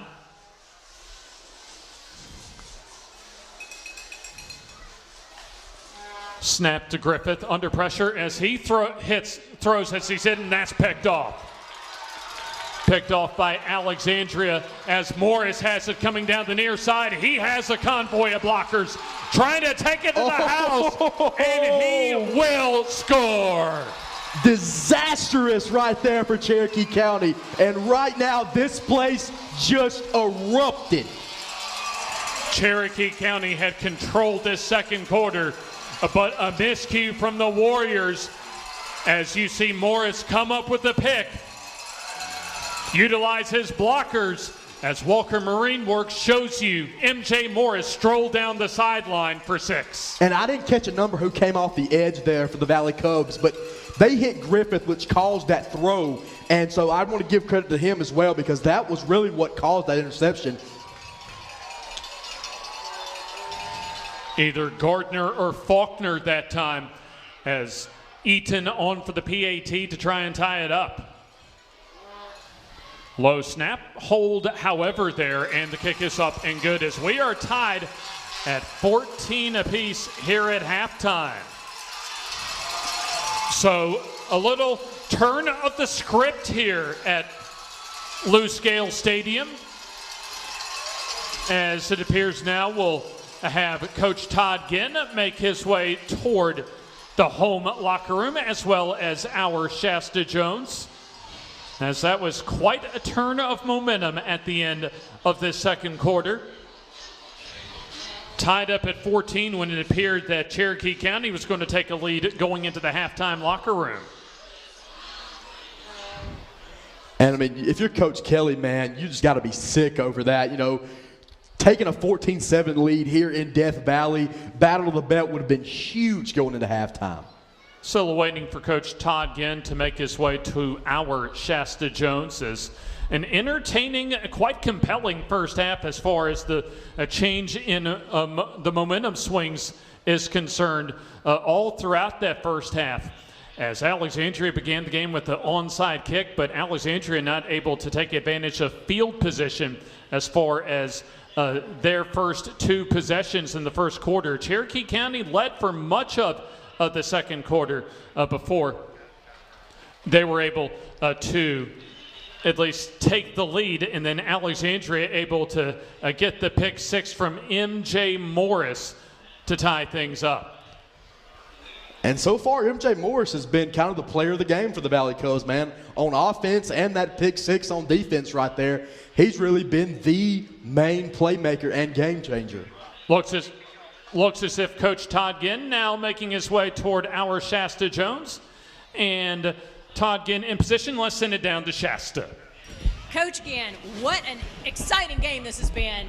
Talk to me about M.J. Morris. I mean, he opened up with the onside kick, recovering that. He's had a touchdown, interception for touchdown just now. What else do you need to see from him in your offense the second half? Well, you know, we're making some stupid penalties, you know, jumping off sides and getting behind the chains twice.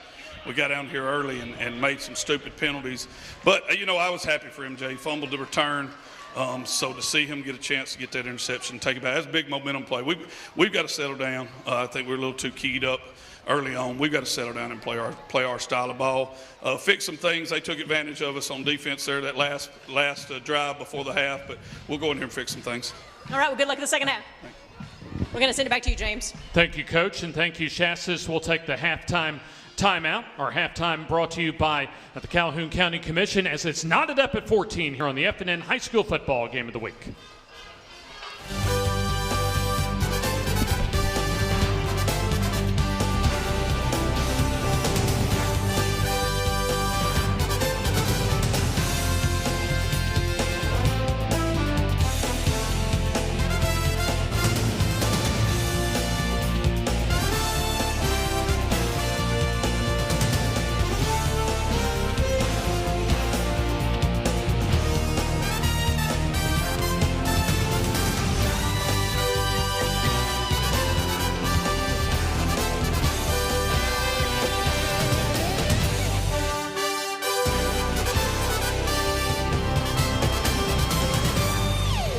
Your neighborhood Grub Mart is your one-stop shop for everything you need when you're on the go. Grub Mart features the best prices on Coke and Pepsi products and is the home to the 99-cent bag of ice every day. And Grub Mart is your exclusive home for the popcorn bucket. Purchase yours for only $5.99, then bring it for free refills throughout the year. And save every day with your Grub Mart Super Saver card. When you're on the go, it's good to know Grub Mart has everything you need. Gas, diesel, and delicious Oleo donuts. In business over 78 years, visit your local Grub Mart today.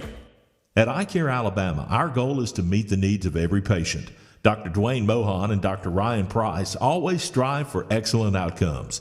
We want each patient to get the best vision and medical care possible. At iCare Alabama, we utilize all the latest technological advances to ensure that you receive the best quality eye care. So call for an appointment at any of our 4 locations in Piedmont, Heflin, Roanoke, or Atala and see the difference. Most insurance is accepted. iCare Alabama. Efficient, effective eye care close to home. Looking to transform your outdoor space? Look no further than Bama Sheds. As a family-owned and operated business, we understand your needs. That's why we offer no credit check, rent-to-own options. Enjoy free delivery and setup within 35 miles of our 4 convenient locations. Whether you need a shed, pole barn, garage, or carport, we've got you covered. Visit our website at bamasheds.com or call 256-268-8484. Bama Sheds, where quality meets affordability and your outdoor dreams become reality.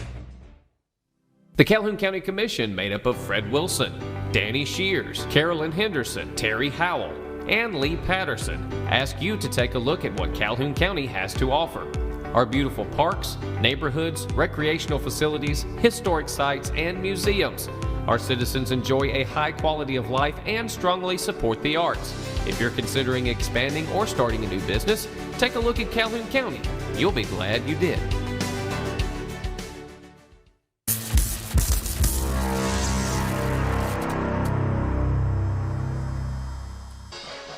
An exciting first half as the Calhoun County Commission presents our halftime report here from Death Valley Lou Scale Stadium at the campus of Alexandria High School, all knotted up at 14 apiece.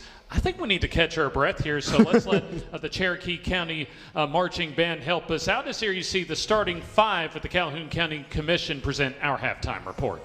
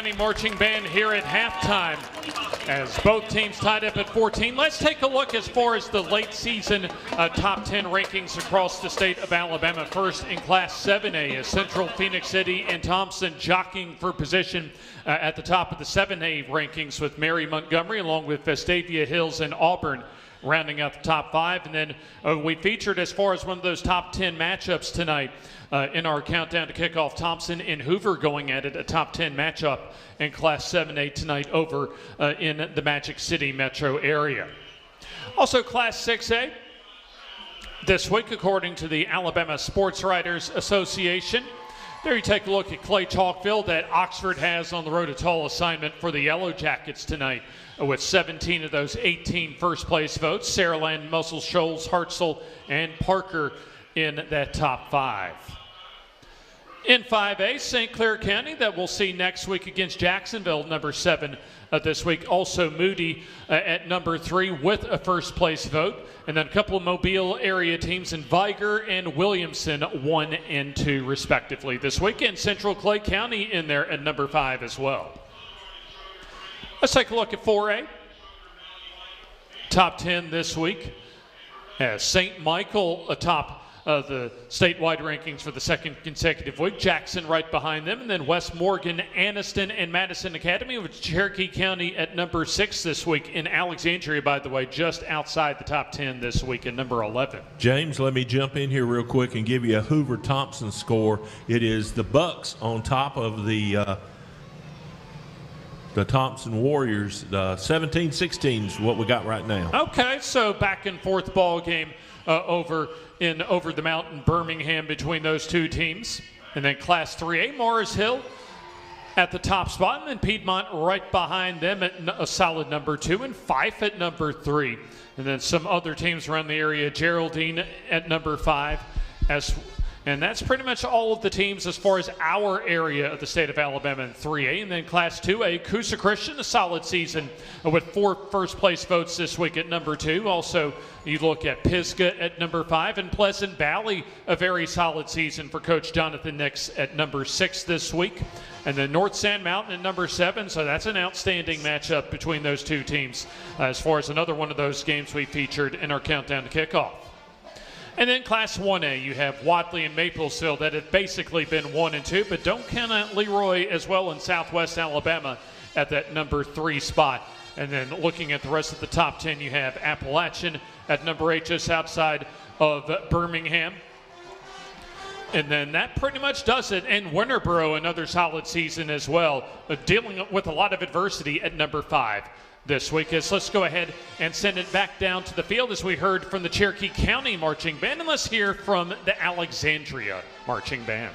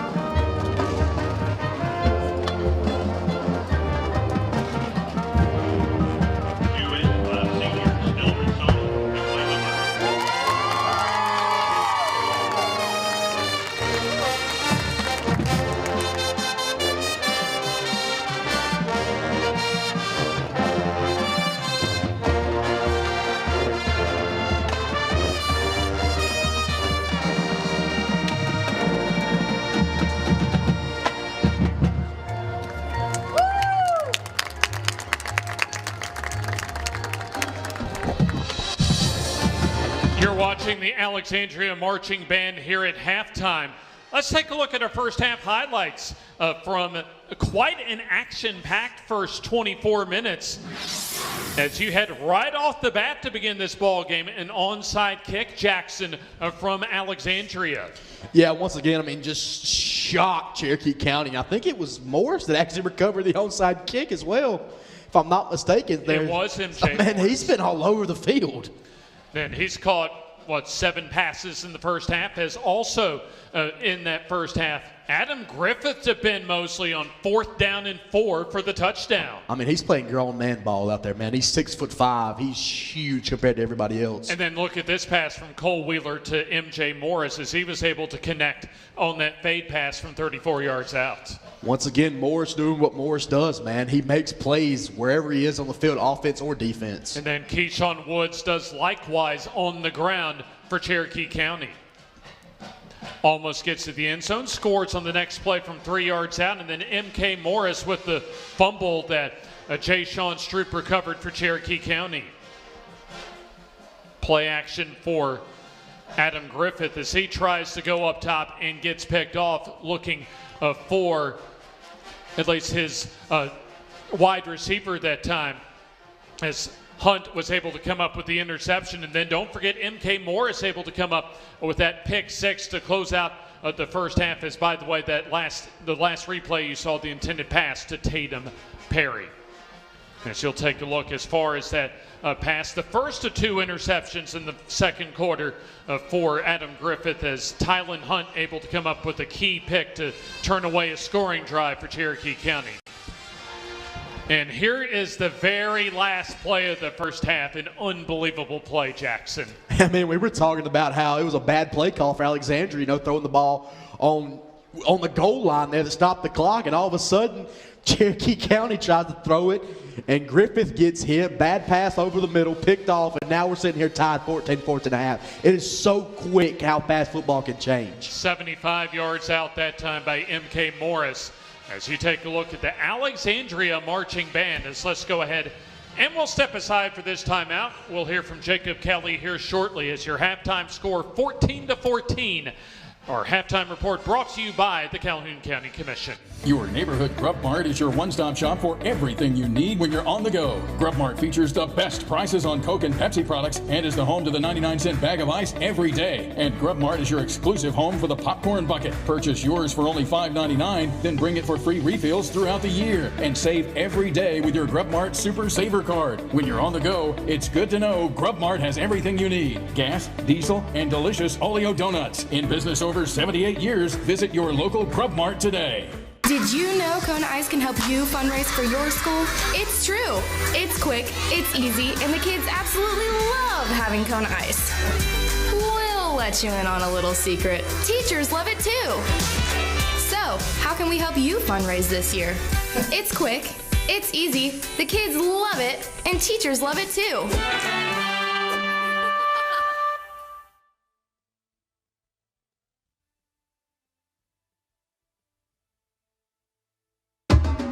At Farmers and Merchants Bank, we're showing off our school spirit with our newly designed vertical Spirit debit cards.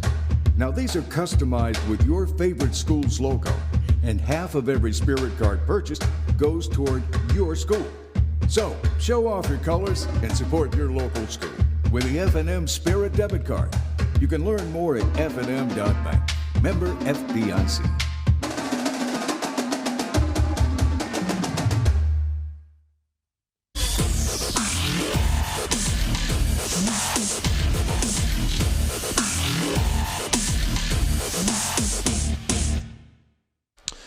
Well, the highlights tell the story as far as a quite active first half of big plays for both teams. Knotted up at 14 as we're awaiting Coach Jacob Kelly. In fact, we have Jacob Kelly. Let's go ahead and send it down to our Shasta Jones, with Cherokee County's head coach.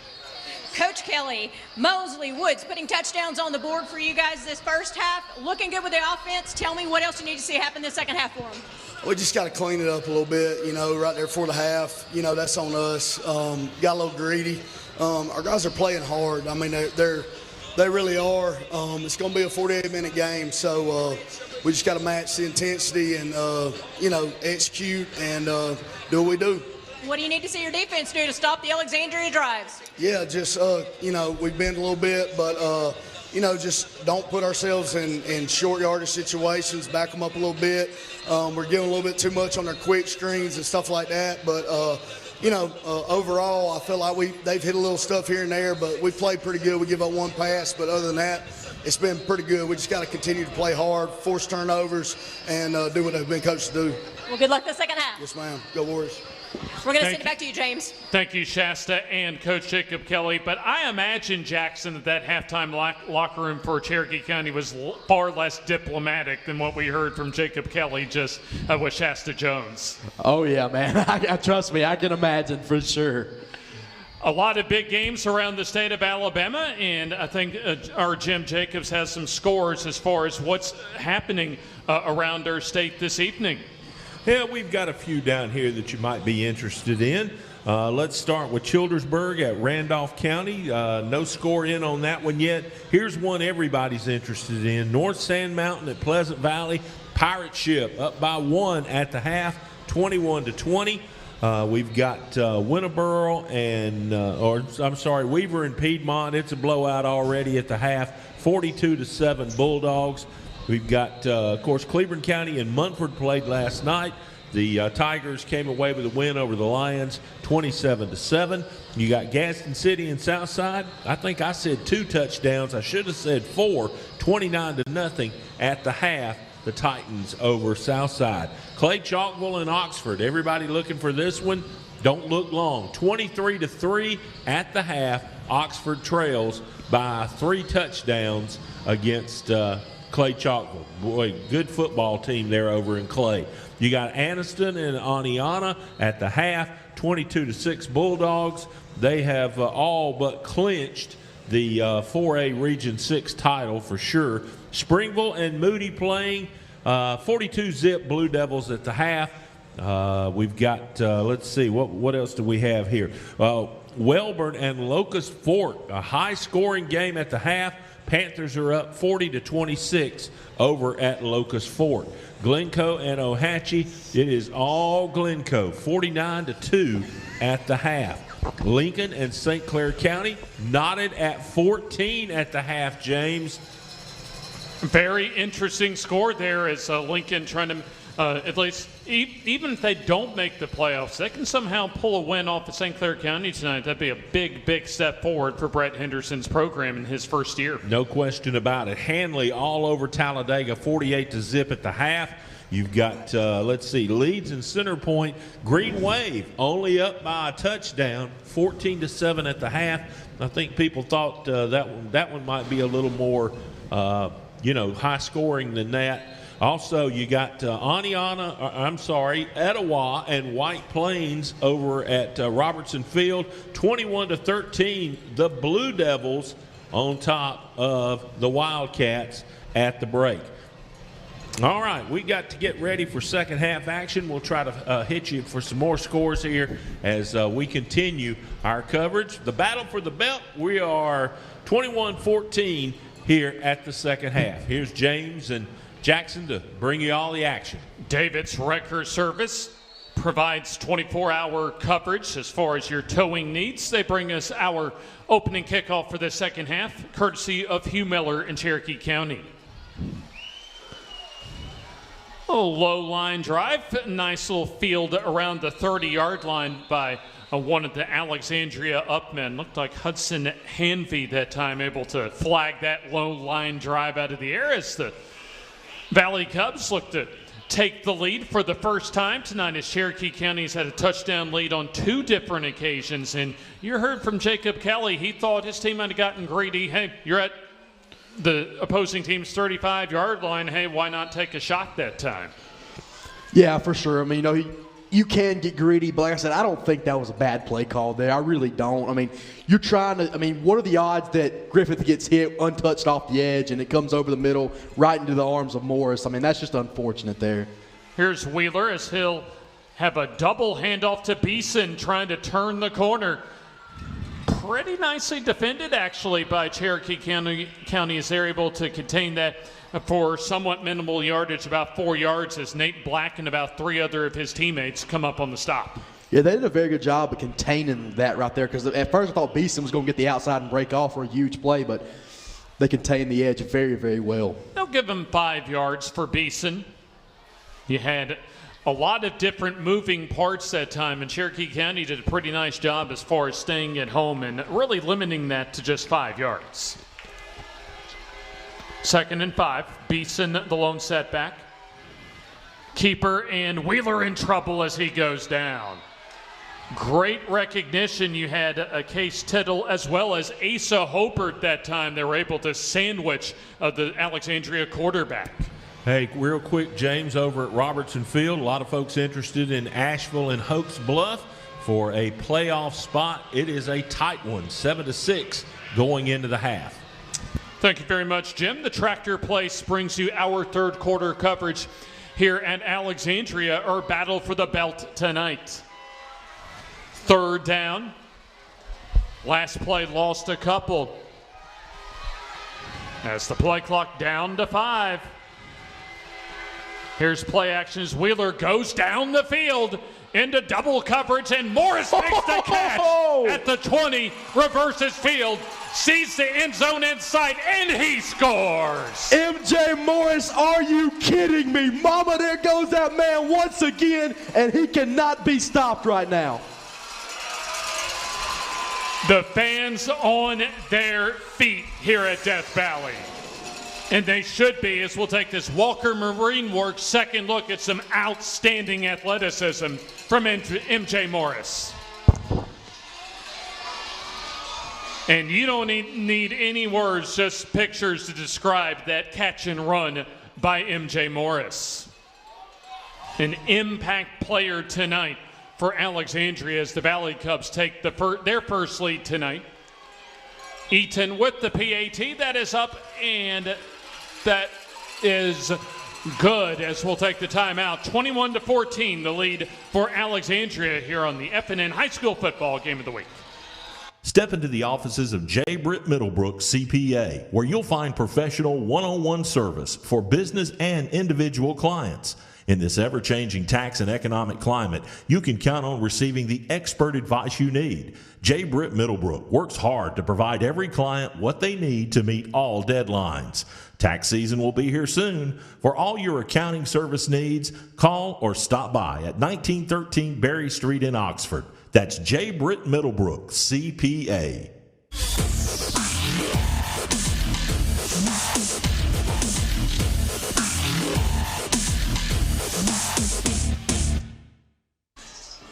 MJ Morris with maybe the play of the year, actually 2 plays of the year in as many possessions offensively and defensively for Alexandria. The pick 6 to end the first half and opens up the second half with more fireworks on that 3rd and 7 touchdown reception.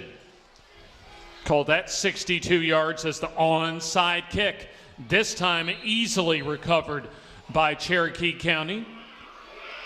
Adam Griffith able to take care of that onside kick.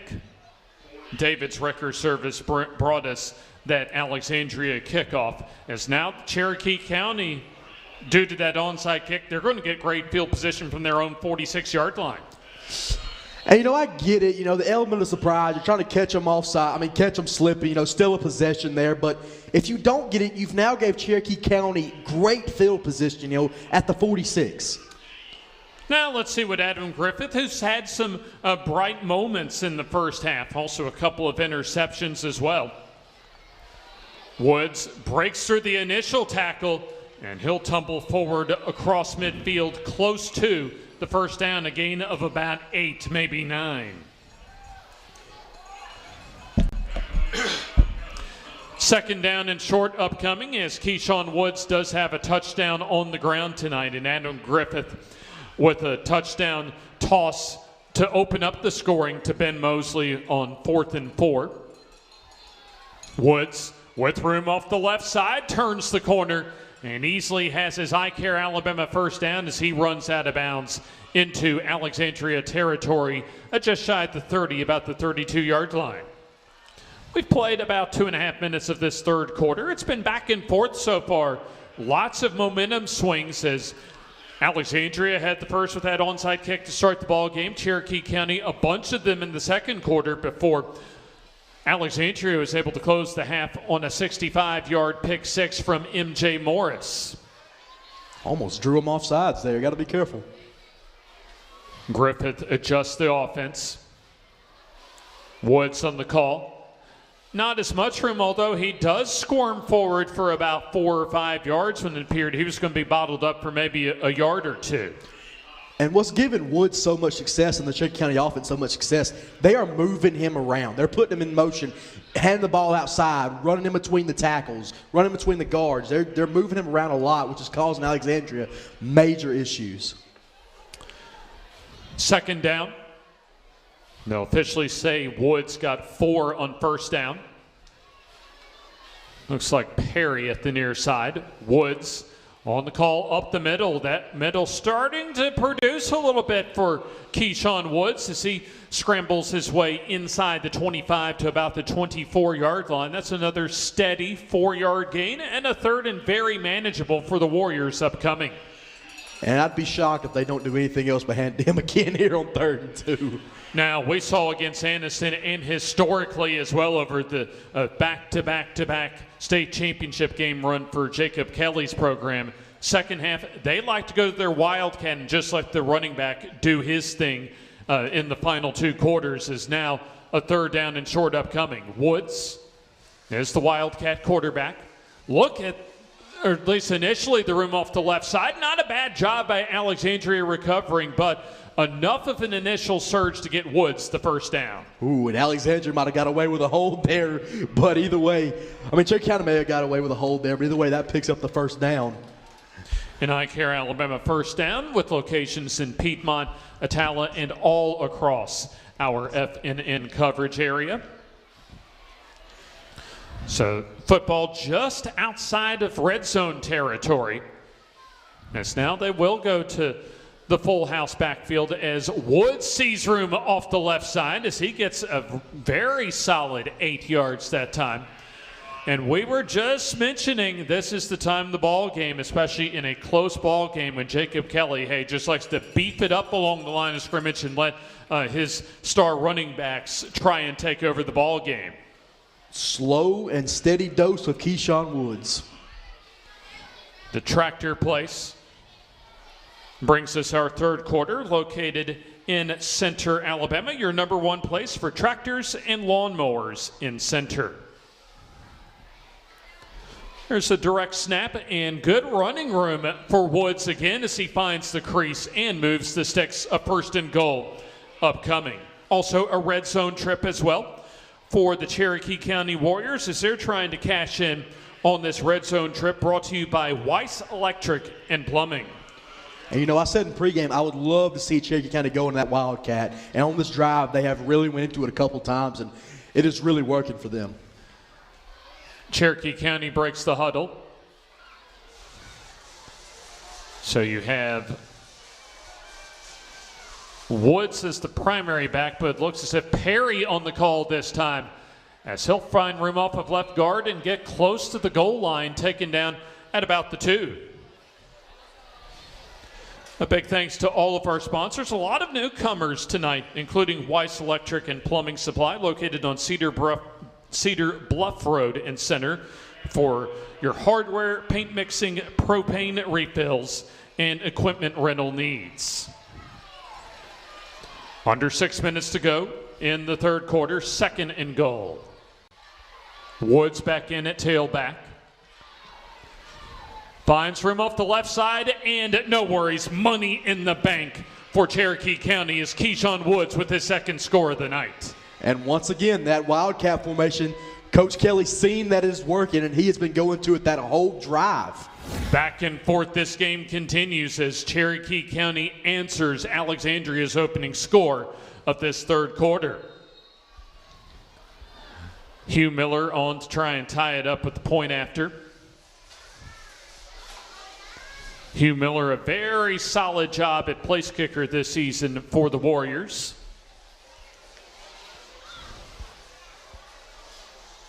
This is for the tie. Kick on the way. It is up and it is good. So we'll take the timeout. 5:32 to go, third quarter. Knotted up at 21. The F&N High School Football Game of the Week.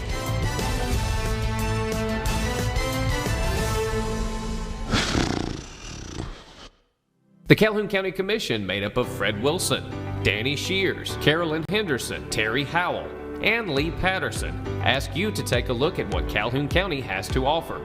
Our beautiful parks, neighborhoods, recreational facilities, historic sites, and museums. Our citizens enjoy a high quality of life and strongly support the arts. If you're considering expanding or starting a new business, take a look at Calhoun County. You'll be glad you did.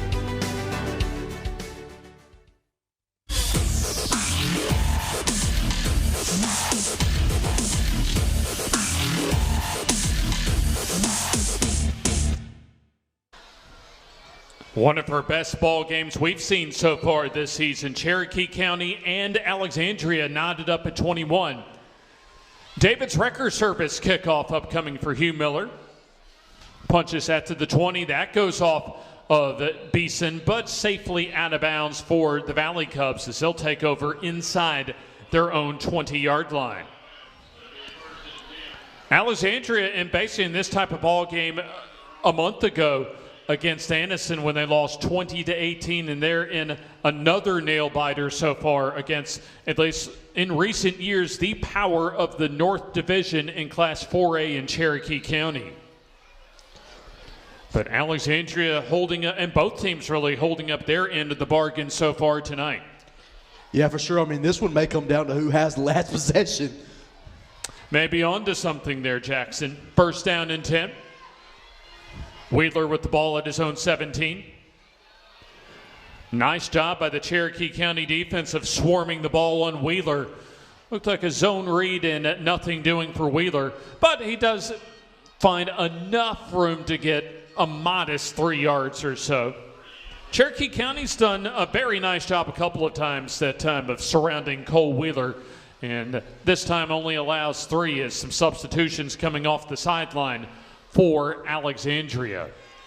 And you know, Cherokee County's defense has played really well besides minus the big plays. And that's what's really killed them, is the big plays that have resulted in long touchdowns. Empty backfield as Wheeler keeps it up the middle and gets some solid yardage, needs the 27, and he's going to get that and more for the first down. They'll spot the football at the 30 or just shy of it. So a solid 9 or so on second down for the first down run for Cole Wheeler. First down upcoming rather, as we have more substitutions coming in. 4.5 to go here in the third quarter. Both teams have gotten on the board here in the second half. See if Wheeler goes up top here as he'll give to Beeson. Snakes his way through and almost breaks out of the pile that time as he gets close to the first down, taken down at the 39. About an inch away, and they'd have been looking at the back of his jersey. Yeah, I thought just for a moment that Beeson was about to break it all the way for 6, but give credit to Cherokee County for not giving up on the play as well. A gain of 8. Now they'll give him an extra yard, so second down and short. Coming up on the late minutes of the third quarter, Wheeler under center. Brown in motion as here's the give to Beeson. Now gets his first down as he's wrapped up and taken down by Ethan Glass, the linebacker. Just a solid play that time. Again, one of those bread and butter type of plays for the Alexandria offense to try and get Beeson off tackle on a sweep type play. And also, you know, slowly chipping away at the clock. Still plenty of time, though, however, in the second half. There's still a whole quarter to go, plus 3 minutes and change here in the third. Cherokee County with 5 at the line of scrimmage. Jet sweep handoff, Beeson turns it upfield. He's on his way at the 30. And wrapped up and finally taken down inside the 20-yard line. Great vision by Beeson to let the hole develop as he was almost able to take it to the house, as it looked as if that Jaquan Diamond had to make a very long run to prevent a touchdown. And once again, though, like I was saying earlier, those reverses and those end arounds I really like for the Valley Cubs, and now you're seeing them starting to pick up big chunk plays with them. Red zone trip for Alexandria, as they're looking to cash in as a timeout on the field. We'll take the timeout with them. 2:36 left, third quarter. Knotted up at 21. Battle for the belt here on the FNN High School Football Game of the Week. Hi, I'm Randy Wood, State Representative for District 36, which covers parts of Calhoun, St. Clair, and Talladega counties. As your representative in Montgomery, I say good luck to all our local student athletes, coaches, and supporters. Best wishes for a great season and a successful school year. Weiss Electric and Plumbing red zone trip for Alexandria, as J.J. Beeson has had a couple of, actually one solid and another chunk play on the ground. Alexandria looking to retake the lead. 2:40 to go in the third quarter. Football at the 17-yard line as the tractor play brings us our third quarter. Also, a lot of touchdowns, a lot of scoring in the bank, and whether it's a bull market or a bear market, you can be sure that F&M Bank has your back as far as service solutions and strength. And, of course, a big thanks to the Tractor Place, your number one place as far as tractors and more in Center, Alabama. 1st and 10. Here's Beeson on the call. Stood up and taken down for a big loss back at the 20. So you had, it looked like Glass, Diamond, and a couple of others shoot the gap and able to make the stop. Ethan Glass, a solid game from his linebacking spot. Yeah, and they were not fooled there. Great job by Cherokee County to bottle him up quick. Late third quarter, big ball game for both of these teams. The winner, more not officially necessarily, depending on how some other games go, including Hokes Bluff and Asheville, but more than likely would take the number 2 spot in the region at the end of the regular season. Quick pitch goes to Beeson.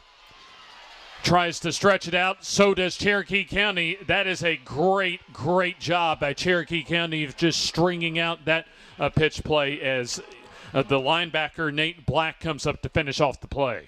Yeah, great job containing the edge. And really, Cherokee County's done a good job of that tonight, containing the edge, besides, maybe one or two plays where Beeson, I think, broke off. But other than that, they've done a phenomenal job containing the edge. Well, we saw a couple weeks ago, Cherokee County did a lot of the same thing. They actually did a pretty good job against Anniston containing the edges, where Anniston really beat them, was right in the interior.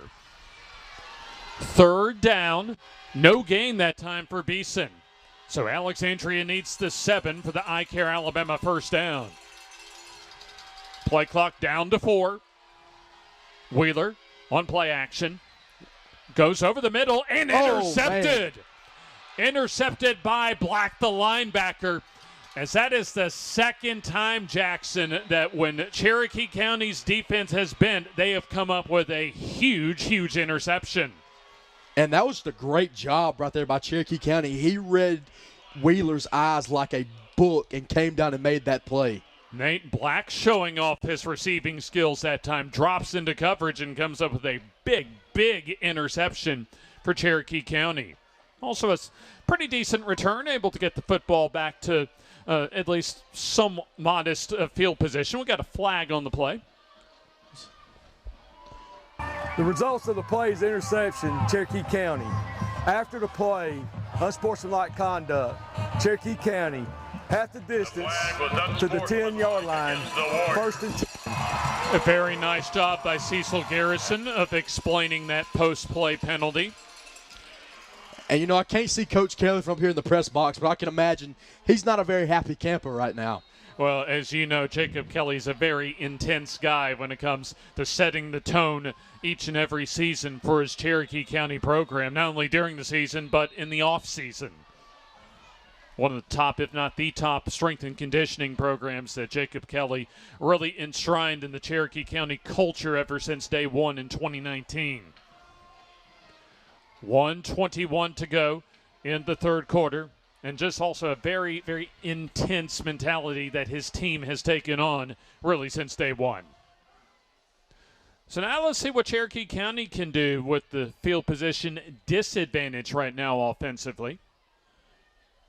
Remember when they took over, when they had the ball 3rd and 14, about this part of the field is when Adam Griffith came up with one of, if not his best throw of the season to Keyshawn Thomas. I think they're back in that Wildcat formation. Indeed, as there's hurdling the pile is Keyshawn Woods, as he'll get about 3 to the 13, maybe to the 14-yard line. And you know Jacob Kelly would love to have just a time-consuming ground and pound type of drive to get his team into the lead. Late third. Under a minute to go here in the third quarter. 2nd and long. Woods reverses field, has some room, and should have his first down across the 20 to about the 21 or 22-yard line. Is Griffith out there? Sometimes, like someone like Griffith or Tittle, that was a quarterback early last year, they'll flank him out as far as that wildcat position. Or a Cade Hopper a few years ago, they'll send him out as far as just like it's a decoy. But right now, it's the offensive line and Keyshawn Woods and company just trying to take their team across the finish line to victory. Likely the final play of the third quarter as Woods pounds away across the 25 to about the 26-yard line. That should take us to the end of this third quarter, and we've got quite a fourth quarter coming up for you as the two teams will go off to the sideline and flip into the field. One more quarter to go. Knotted up at 21. A battle for the belt and an important spot coming up. Looking to transform your outdoor space? Look no further than Bama Sheds. As a family-owned and operated business, we understand your needs. That's why we offer no credit check, rent-to-own options. Enjoy free delivery and setup within 35 miles of our 4 convenient locations. Whether you need a shed, pole barn, garage, or carport, we've got you covered. Visit our website at bamasheds.com or call 256-268-8484. Bama Sheds, where quality meets affordability and your outdoor dreams become reality.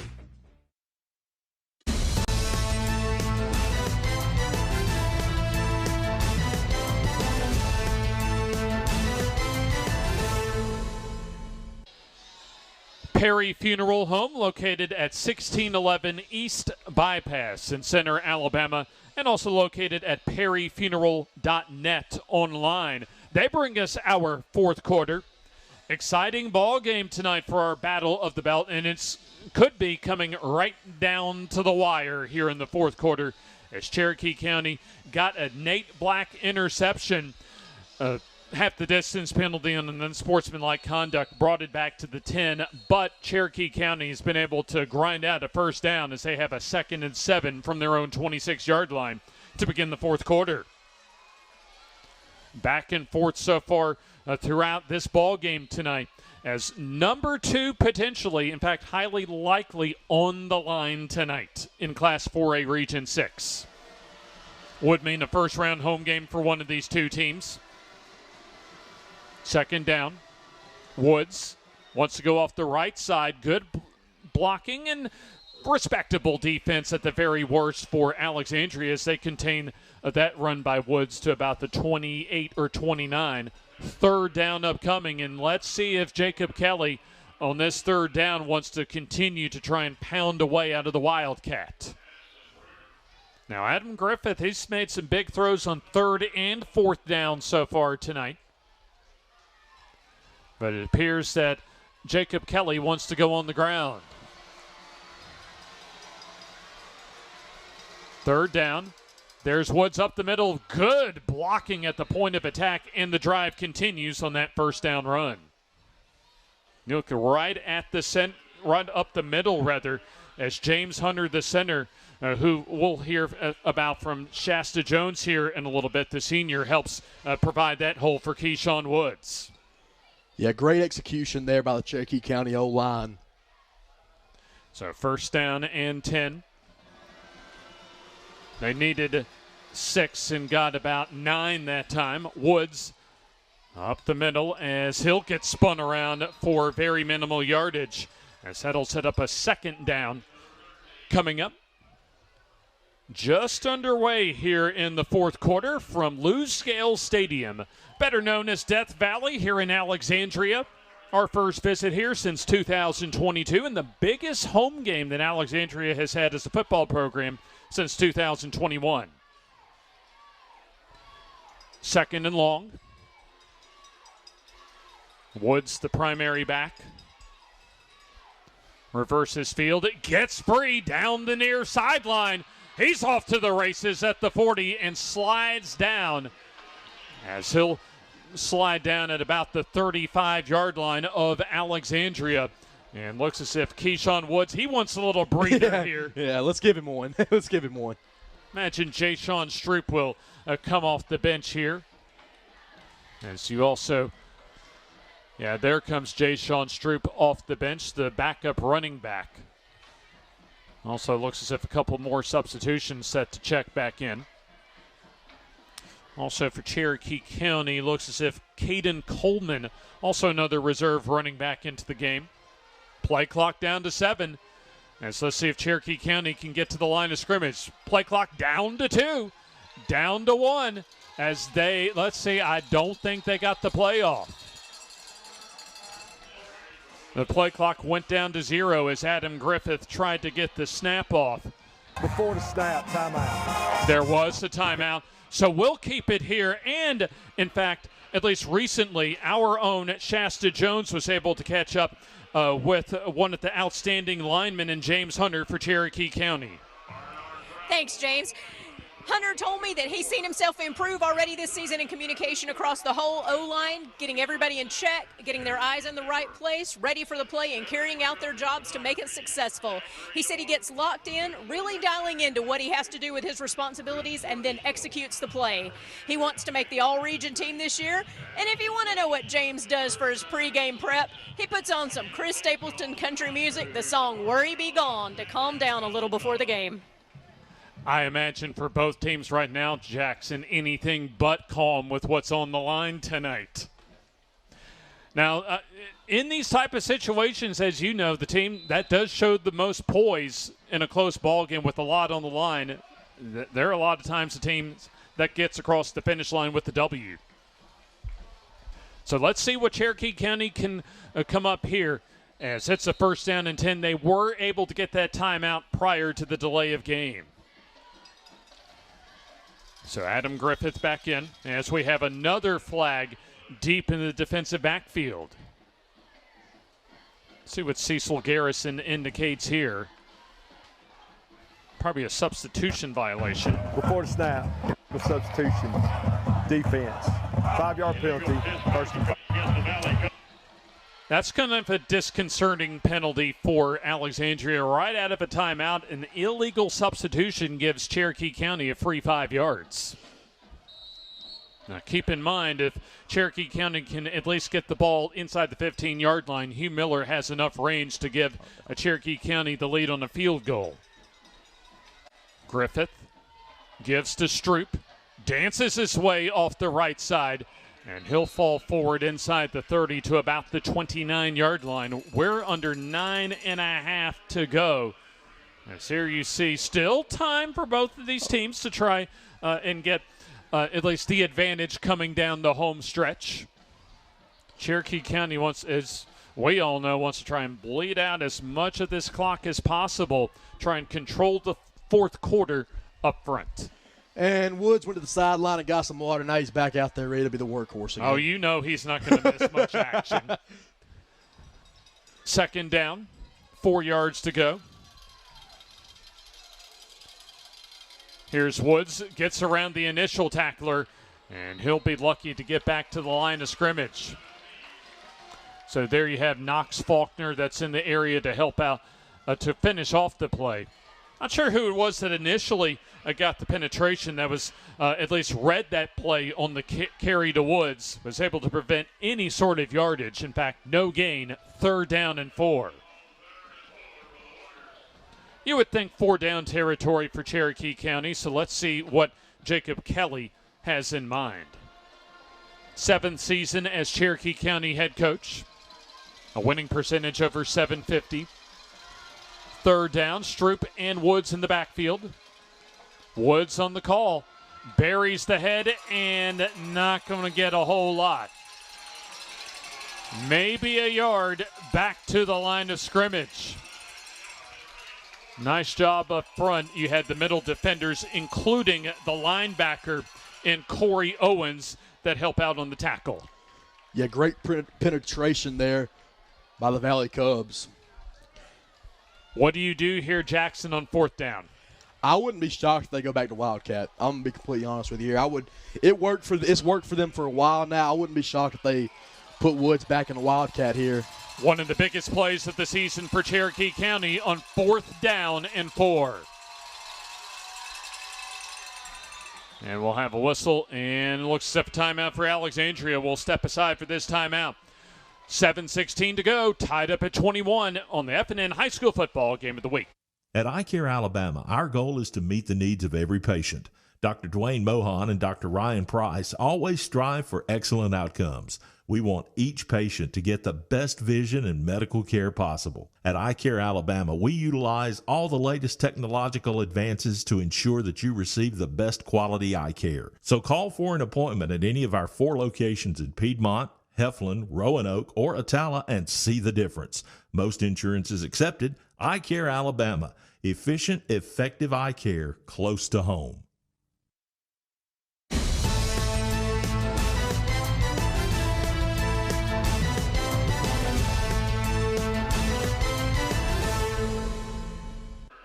In business for over 30 years, give a call or text Curvin's Roofing for your roofing needs at 256-435-2233. Curvin's Roofing brings us our timeouts, and a big timeout for Alexandria as they get ready for a 4th down and 3.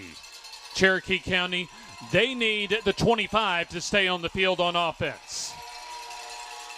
Woods up the middle, gets his 1st down. Right up the middle as Cherokee County basically tested the manhood of Alexandria that time, right in the teeth of their defense, and they came up with a clutch 1st down. Yeah, for sure. I mean, also, you got to understand that Wildcat has been working for them almost every time. So when they jump back in on that 4th down, I'm not shocked at all. And honestly, I wouldn't be shocked if they come out into here on 1st down as well. Or the rest of the plays on this drive, for that matter. Keyshawn Woods, he's gotten the yards when his team has needed it tonight. And a flag comes in from the near side before the snap. We'll find out from our referee.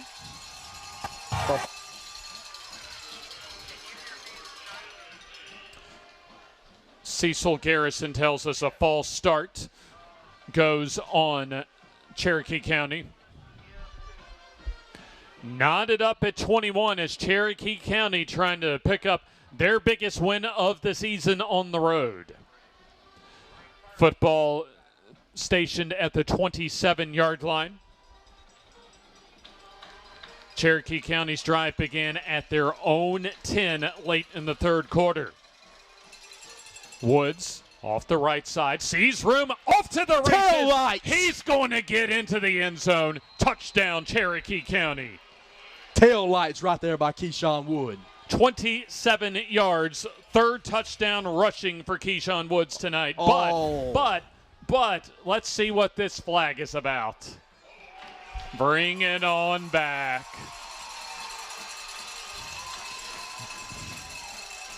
A hold appeared on the right side as Cecil Garrison tells us to wipe off the score. Holding.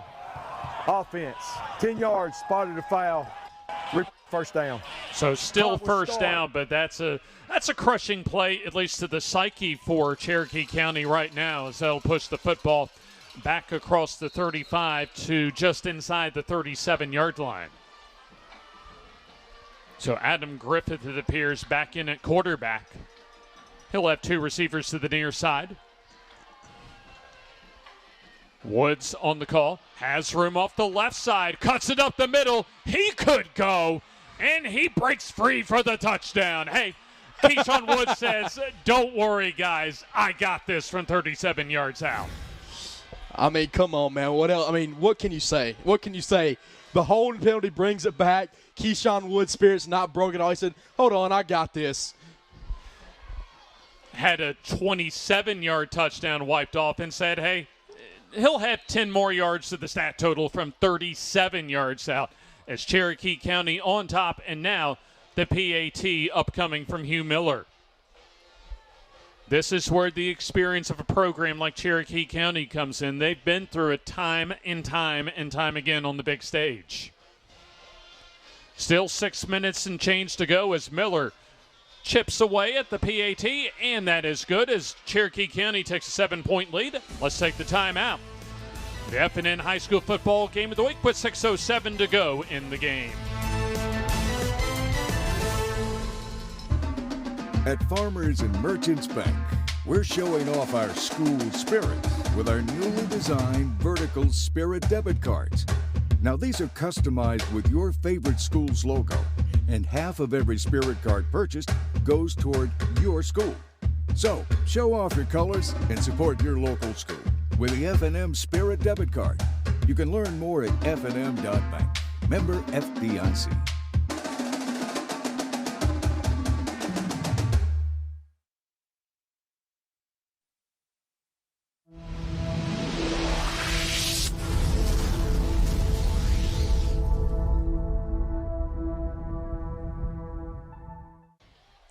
Providing 24-hour towing, David's Wrecker Service brings you another Cherokee County kickoff.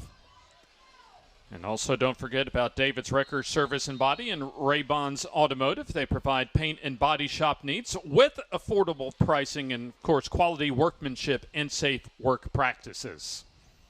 Hugh Miller, low line drive kick, a convenient one-hop grab that time by one of the upmen for Alexandria as Ethan Potter that time able to get a clean field and advance the football across the 35 and just shy at the 37-yard line. Alexandria not out of it, though. We've seen a bunch of momentum changes throughout tonight's ball game, Jackson. However, Cherokee County in great position coming down the final 6 minutes.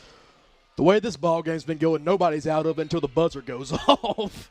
Oh, we'll give you that with what we've seen just in the second quarter alone. Remember, MJ Morris took the final play, an interception off of at least Adam Griffith's pass when he got hit 65 yards for a pick six. For the snap, there comes the flag on the play. See if Alexandria will start back in a hole. Before the snap, false start. Offense, 5-yard penalty. Replay first down. Outstanding ball game. Maybe not at times cleanly played for either team, but regardless, this has been an outstanding football game with a lot at stake as far as postseason implications for these two teams. Back and forth as neither team has had more than a 7-point lead tonight. Under 6 minutes to go. Cherokee County with just one timeout at their disposal. Alexandria with 2.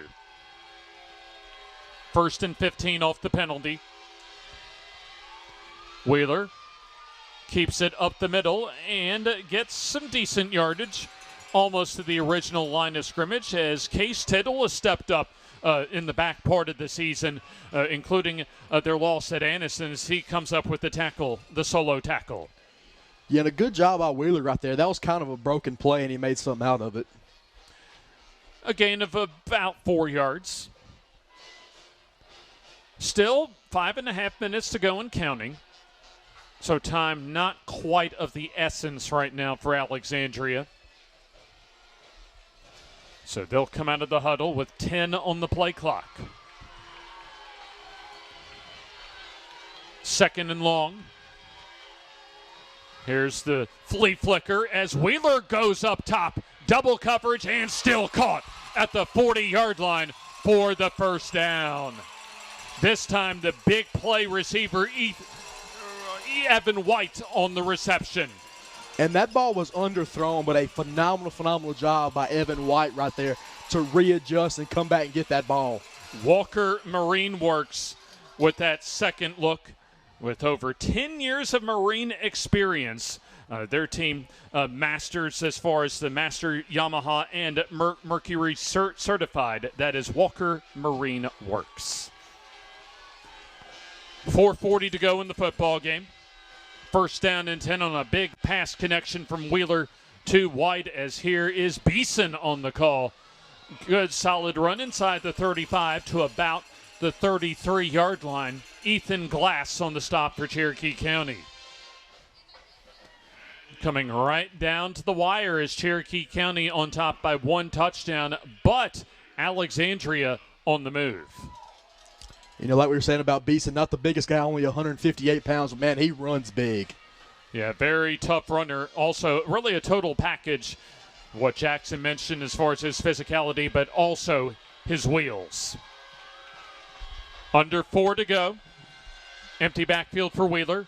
Quick pass off to the far side. That's dropped by Morris and incomplete. So both teams can catch their breath a little bit here as we have a third down and short upcoming. Now, Cherokee County, they've had a couple of big turn interceptions tonight deep in their own, at least defensive side of the field. When Alexandria appeared, they were going to put points on the board. Nate Black as well as Keyshawn Thomas with interceptions tonight for Cherokee County. 3rd and 2. Wheeler now goes under center.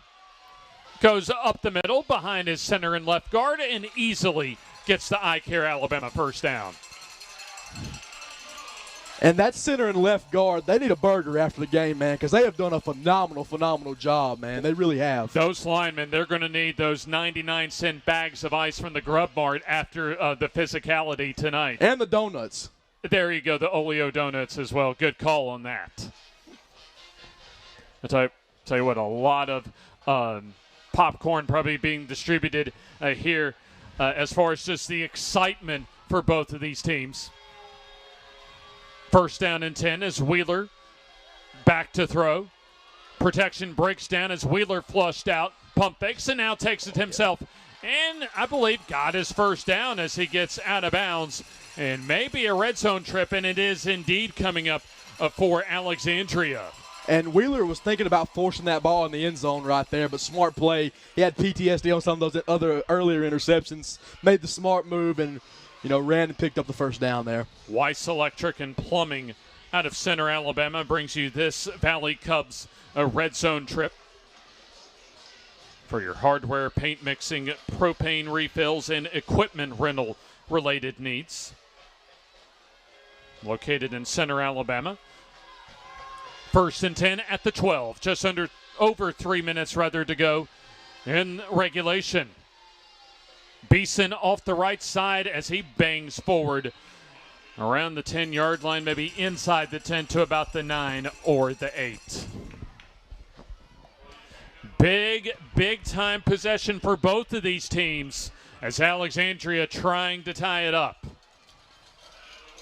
Cole Wheeler comes off the sideline and also looks as if the linebacker coming in, I believe at a tight end spot in Corey Owens.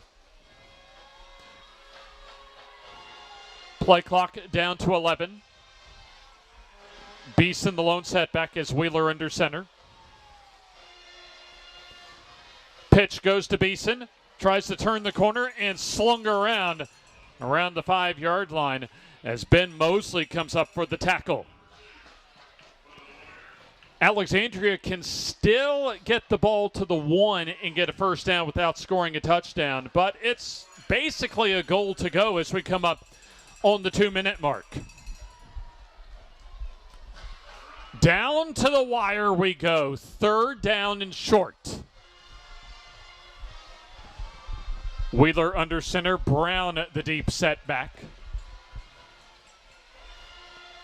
Wheeler goes behind center, needs the one for the first, wants the end zone as he gets stood up and looks as if he's going to be about a yard shy of the first down. 4th down and 1 as for Alexandria, still a couple of timeouts remaining as looks like they see where they spot the football. Needed the one for the first down, and indeed they gave him the first down.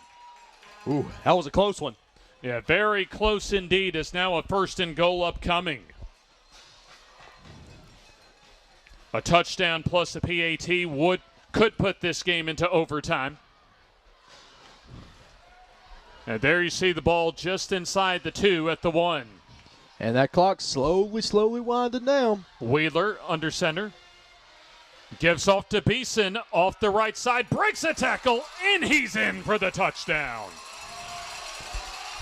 And once again, Beeson, he's been the key guy in the backfield for the Valley Cubs tonight. And once again, he makes another play. We'll see on this second look from Walker Marine Works. Out of Ohatchee, some seasoned work that time to work their way down the field as J.J. Beeson caps it off with a 1-yard scoring run. Now, what does Todd Ginn want to do here? Does he want to tie it up and go for 1 or go for 2 and go for the lead? I think you got to kick the PAT here. I don't know, though. Beeson out on the field. Ryan Brown out on the field. Cole Wheeler out. They're going for 2. Game on the line right here. Roll of the dice for Alexandria, and so both of these teams, they want to talk about it. Curvin's Roofing brings us this important timeout. Let's take the timeout with them. 2-point conversion coming up here on the F&N High School Football Game of the Week. Your neighborhood Grub Mart is your one-stop shop for everything you need when you're on the go. Grub Mart features the best prices on Coke and Pepsi products and is the home to the 99-cent bag of ice every day. And Grub Mart is your exclusive home for the popcorn bucket. Purchase yours for only $5.99, then bring it for free refills throughout the year. And save every day with your Grub Mart Super Saver card. When you're on the go, it's good to know Grub Mart has everything you need. Gas, diesel, and delicious Oleo donuts. In business over 78 years, visit your local Grub Mart today.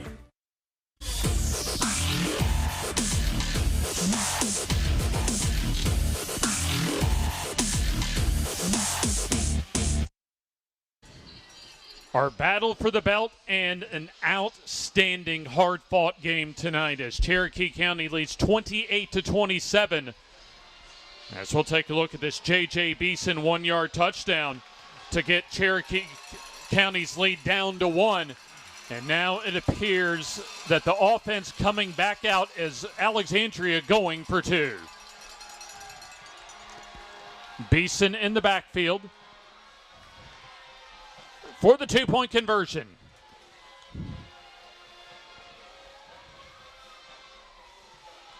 Wheeler a long snap count and looks as if a timeout called for by Alexandria.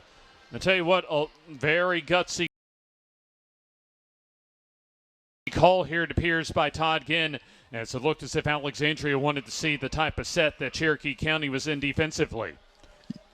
Yeah, for sure. I mean, that's exactly what they were trying to do there. And like I said, we're both talking about, we can't believe this call, man. But like you were saying, maybe Coach Ginn wants to, if we're going to win this game, lose this game, I want it to be in my hands. If that's the case, you do have to respect that type of maybe gambler's mentality, but certainly aggressive mindset to at least have the confidence in your team to, hey, let's go out and win this thing. And why wouldn't you? You've ran the ball pretty solid all night. A high-risk, high-reward scenario potentially for Alexandria, and also the winner, really about 99, not 100%, but 95, 96, maybe even 99% as far as the winner taking at least a number 2 spot in the region and a first-round home game in November in the postseason. A lot on the line for both teams. 2-point conversion coming up. Wheeler under center. Man comes in motion. Beeson on the call. Goes off the right side. Is he in? If he is, Alexandria would be on top. And he's in! The Alexandria sideline erupts as the Valley Cubs decide to roll the dice and come up boxcars. What a call. What a call by Coach Ginn there. Not by much as they give it to Beeson as he finds just enough room on that right side to punch it across the goal line and put Alexandria up by 1. But this game is far from over here. And now we'll see what will keep it here, as there you see the lead with Alexandria up by 1, as it's been back and forth this entire night. Now, certainly a big thanks to all of our sponsors for joining us tonight, especially our first-timers, including Walker Marine Works, as well as Weiss Electric and Plumbing, Curvins Roofing joining us as far as our timeouts tonight. And our fourth quarter brought to you by Perry Funeral Home and what has been just an outstanding, exciting fourth quarter.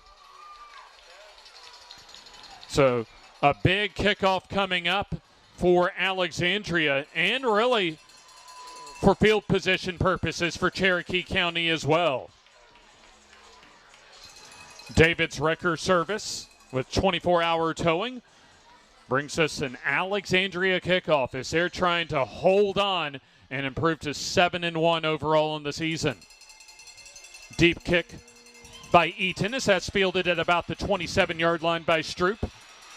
Stroop advances up the field to about the 35-yard line. Now Cherokee County, no timeouts remaining, but they only need a field goal to retake the lead. And 54 seconds is a lot of time. Now, Cherokee County's offense is not designed to move the ball through the air, but they have shown capability tonight of getting the big play in the passing game. And I think you got to look for Mosley here once again. Or someone like J.V. Henderson or Keyshawn Thomas if Cherokee County decides they have to spread it out.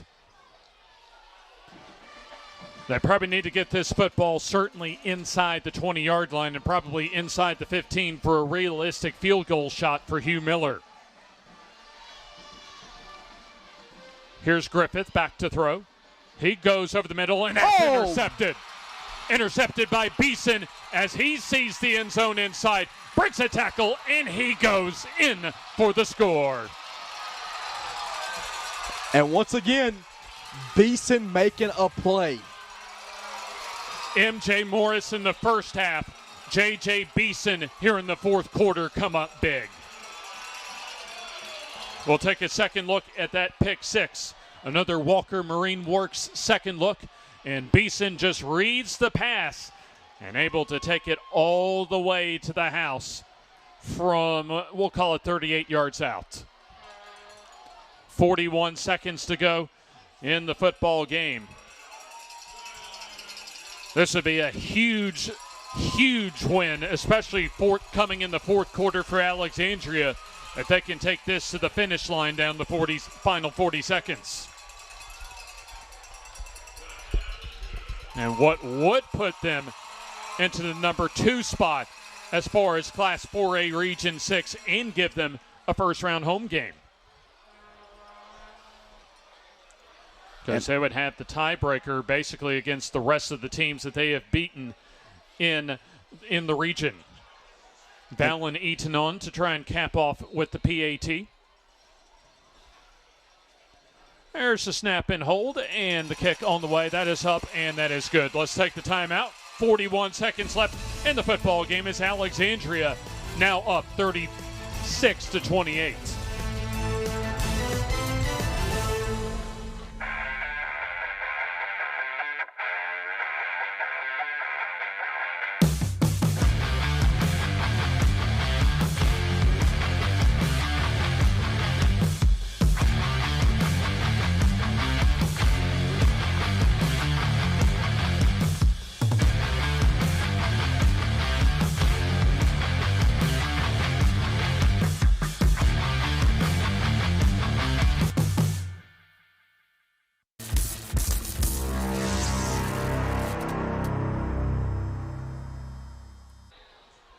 David's record service with what likely will be the final kickoff of tonight's ball game. As it appears, the officials did assess a 15-yard excessive celebration penalty on Alexandria. But at this point, hey, it doesn't matter for them, as they've done so far what they've needed to put themselves in position for one of their biggest wins, at least in recent program history. Right now, a 36-28 is Alexandria with a late fourth quarter push. An exciting ball game tonight. Our battle for the belt looks as if Alexandria in position to receive our FNN belt in what has been a highly exciting Friday night. Kickoff coming up. It's like Cole Wheeler on the kickoff. End over end kick, fielded at about the 37-yard line. Thomas tries to angle to the far side. He has some room down the far side, still on his feet and taken down inside the 35-yard line. Still 29.7 seconds to go. And mathematically, it's still a one-possession ball game. Right now, Alexandria is still in the catbird seat to try and take this down the finish line, which is in sight.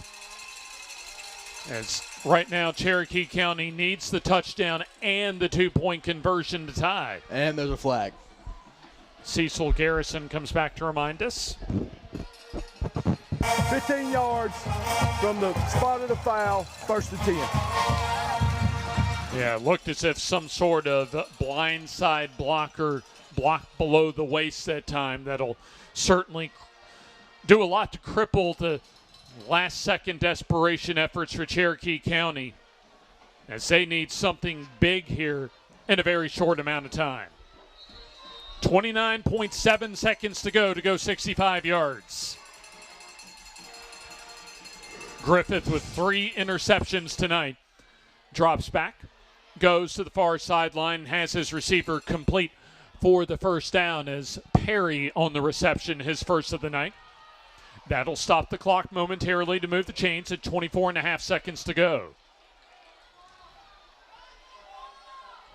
Griffith in the shotgun. Drops back. Goes downfield, one-on-one coverage, and Perry looked as if had it, but out of bounds. Not a bad effort that time, as Tatum Perry able to get position, but just good enough defense to force him out of bounds as the clock stops with 13 seconds left in the football game. And that would have been an insane catch there if he'd have got his foot down, which also would have put Cherokee County inside almost the 20. Now Cherokee County needs to go to the bag of tricks here, coming up in the final seconds. Griffith back. Tosses to Woods, complete as he goes out of bounds at the first down marker. That'll move the sticks with 6.4 seconds to go. Maybe just on the outside of the throwing range for Adam Griffith. So what does Jacob Kelly want his quarterback to do here? So we saw at the end of the first half a similar scenario that Griffith was hit as he threw to end the first half. MJ Morris was able to come up with that huge pick six to tie up the ball game at halftime. Also go with the old trusty hook and lateral here if you want to. Jailbreak screen pass complete. First down as time expires. As Cherokee County needs to get to the end zone. Play still alive as Alexandria corrals it on the sideline, and the Valley Cubs able to hold on. A late fourth quarter push gets Alexandria across the finish line with the win. What a ball game. What a ball game. An outstanding effort, especially in the last few minutes for Alexandria, as they're able to come up with the fourth quarter win, 36-28, as they'll take home number 2 in the region. So your final score, 36-28, Alexandria with the win. We'll have our presentation of the belt and our visit with Coach Todd Ginn after this.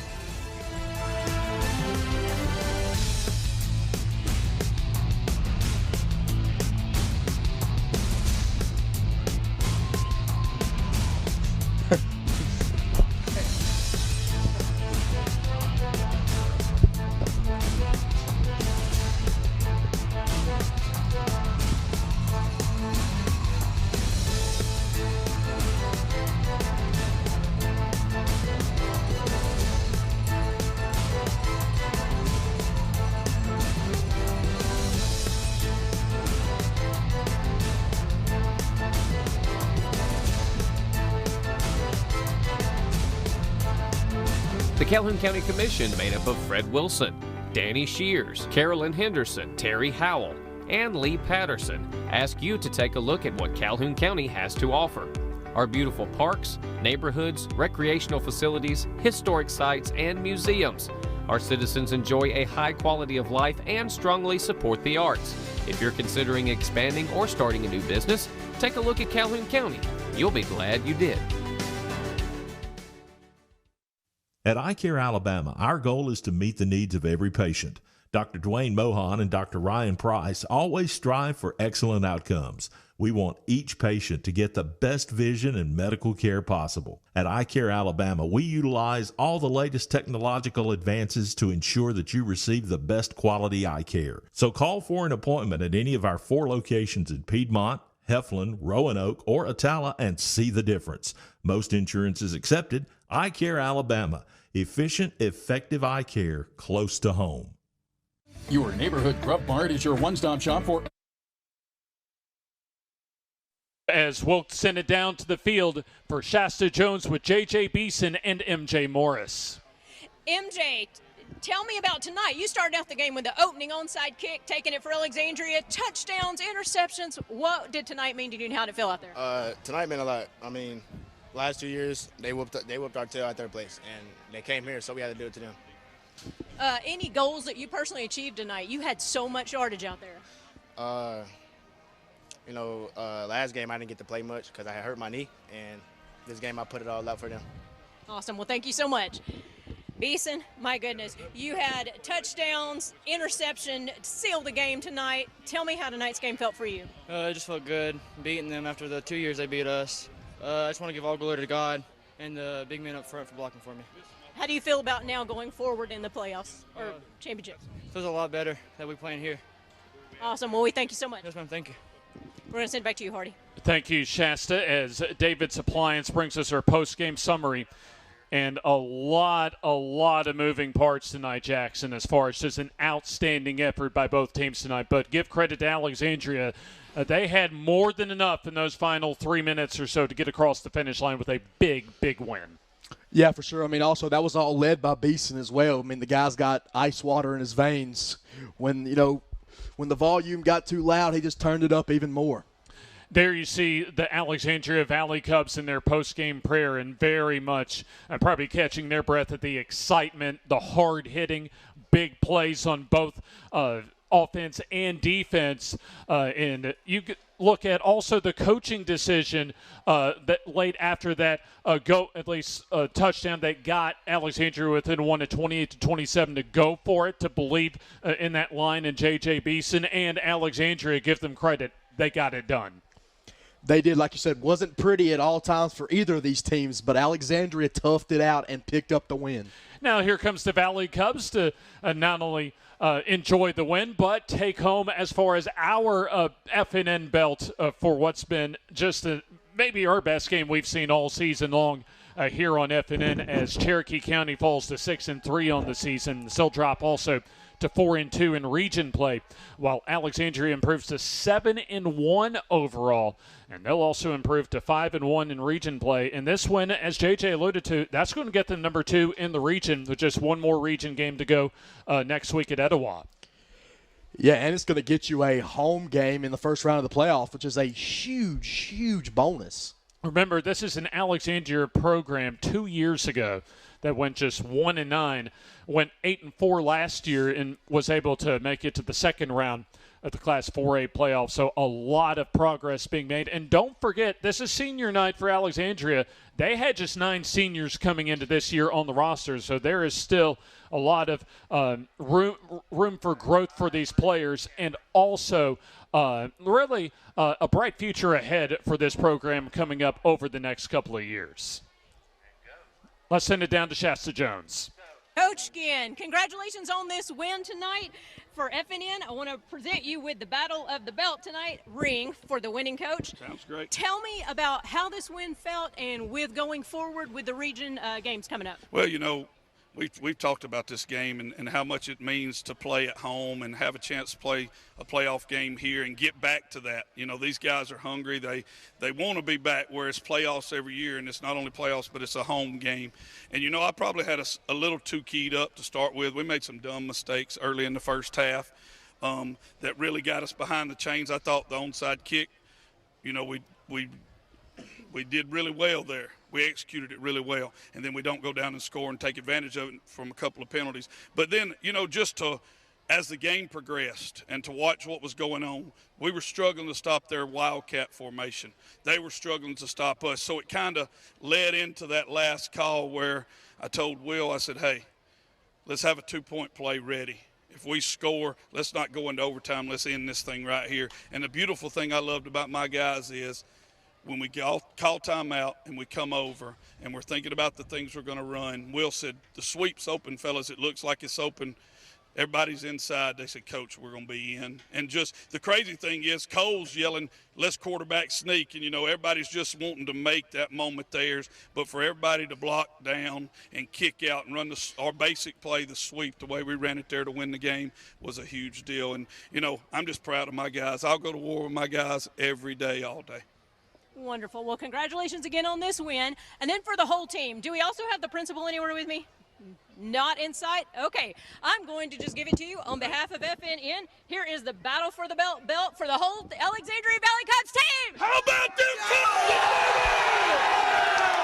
them? Thank y'all. Thank y'all. Thank y'all. That's all yours. Congratulations, guys, and we're going to send it back to you, Hardy. Well, let's hope that Shasta can get out of that massive humanity there, as Alexandria very excited as far as the big win tonight, but also the progress that they've made as a program the last couple of years. And you heard at least his reasoning, Jackson, as far as that 2-point call. And really what we talked about, Coach Ginn, he wanted to win that game right there. For sure. I mean, like you were saying, they were struggling with that wildcat formation, like he said, and he wanted to be in his hands, and that's exactly what he done. Our David's Appliance post-game summary as Keyshawn Woods had 3 touchdowns tonight, but also a big first half for MJ Morris with a couple of touchdowns, including a touchdown reception. Also, really 3 total touchdowns, a couple on offense, including to start the third quarter offensively, and then a big momentum change. One of the biggest plays of the game, very last play, the second quarter in the first half. MJ Morris able to take that batted ball when Adam Griffith got hit and take it to the house for the score. There you see an outstanding effort by Alexandria. Really outstanding effort, too, for the most part, by Cherokee County. But give credit to Alexandria as they were able to make the plays in crunch time down the stretch. In fact, let's take a look at our game highlights tonight. Right off the top on that, as far as the onside kick, Walker Marine Works presented all of our replays tonight. As here you see Alexandria got the tone started for this ball game with that onside kick. However, Cherokee County able to respond defensively, able to keep Alexandria off the board, and then Ben Mosley able to reel that in on 4th down. Alexandria responded right on the next drive as Cole Wheeler to MJ Morris for the first of his 3 total touchdowns. Yeah, and that kid's just a sophomore, man. That is scary how good he's going to be, or how good he already is. And then Keyshawn Woods, the senior, able to have another big ball game tonight as he rounds the left side for a big first down in that second quarter. And then on the kickoff after the touchdown, Morris loses it. Cherokee County able to get it back, but could not score on that drive because Tylen Hunt able to intercept Adam Griffith. As we come toward the finish line tonight, We'll take another look at Griffith's toss toward the end zone to Tatum Perry as that got intercepted by Tylen Hunt. And then this was a big play by MJ Morris as he was able to reel in against two Cherokee County defenders, the fade pass, and take it in for 6. Juke the man out of his socks to do it as well. One of the top athletes in our area is MJ Morris. Also, Keyshawn Woods the same, as he was able to pound that in off the left side for the touchdown. So that was one of 3 scores for Woods, as J.J. Beeson, an explosive second half, able to get the football in the red zone.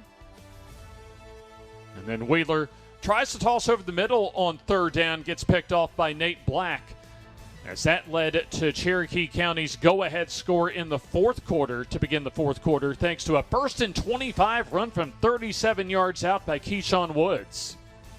However, you have to give a lot of credit to the poise shown by Alexandria late in the 4th quarter, as they were able to battle back. As you take a look here at the pass downfield and at least complete that time. And right along the goal line, this is the 2-point or the touchdown run initially by J.J. Beeson to get Alexandria within 1. And then, of course, Beeson able to just get enough to break the plane to put Alexandria on top. And Beeson returned a pick 6 home to the house for the 2-point conversion. And your final thoughts, Jackson, a thrilling night. And I'll tell you what, both these teams, I don't want to see them in the playoffs. Both these teams, if you see these guys in your bracket and you're matching up with them, that's a scary matchup for anybody. Bucks Island scoreboard show still to come in about 30 minutes, but we'll go ahead and wrap things up from Death Valley as Alexandria takes home the belt and a first-round home game with a 36-28 win. There you see all the folks that helped make the F&N High School Football Game of the Week possible. A big thanks to all of our sponsors tonight as well. So for Jim Jacobs, for Shasta Jones, and for Jackson New, James Hardy wishing you a great Friday night and a happy weekend as you have been watching the F&N High School Football Game of the Week.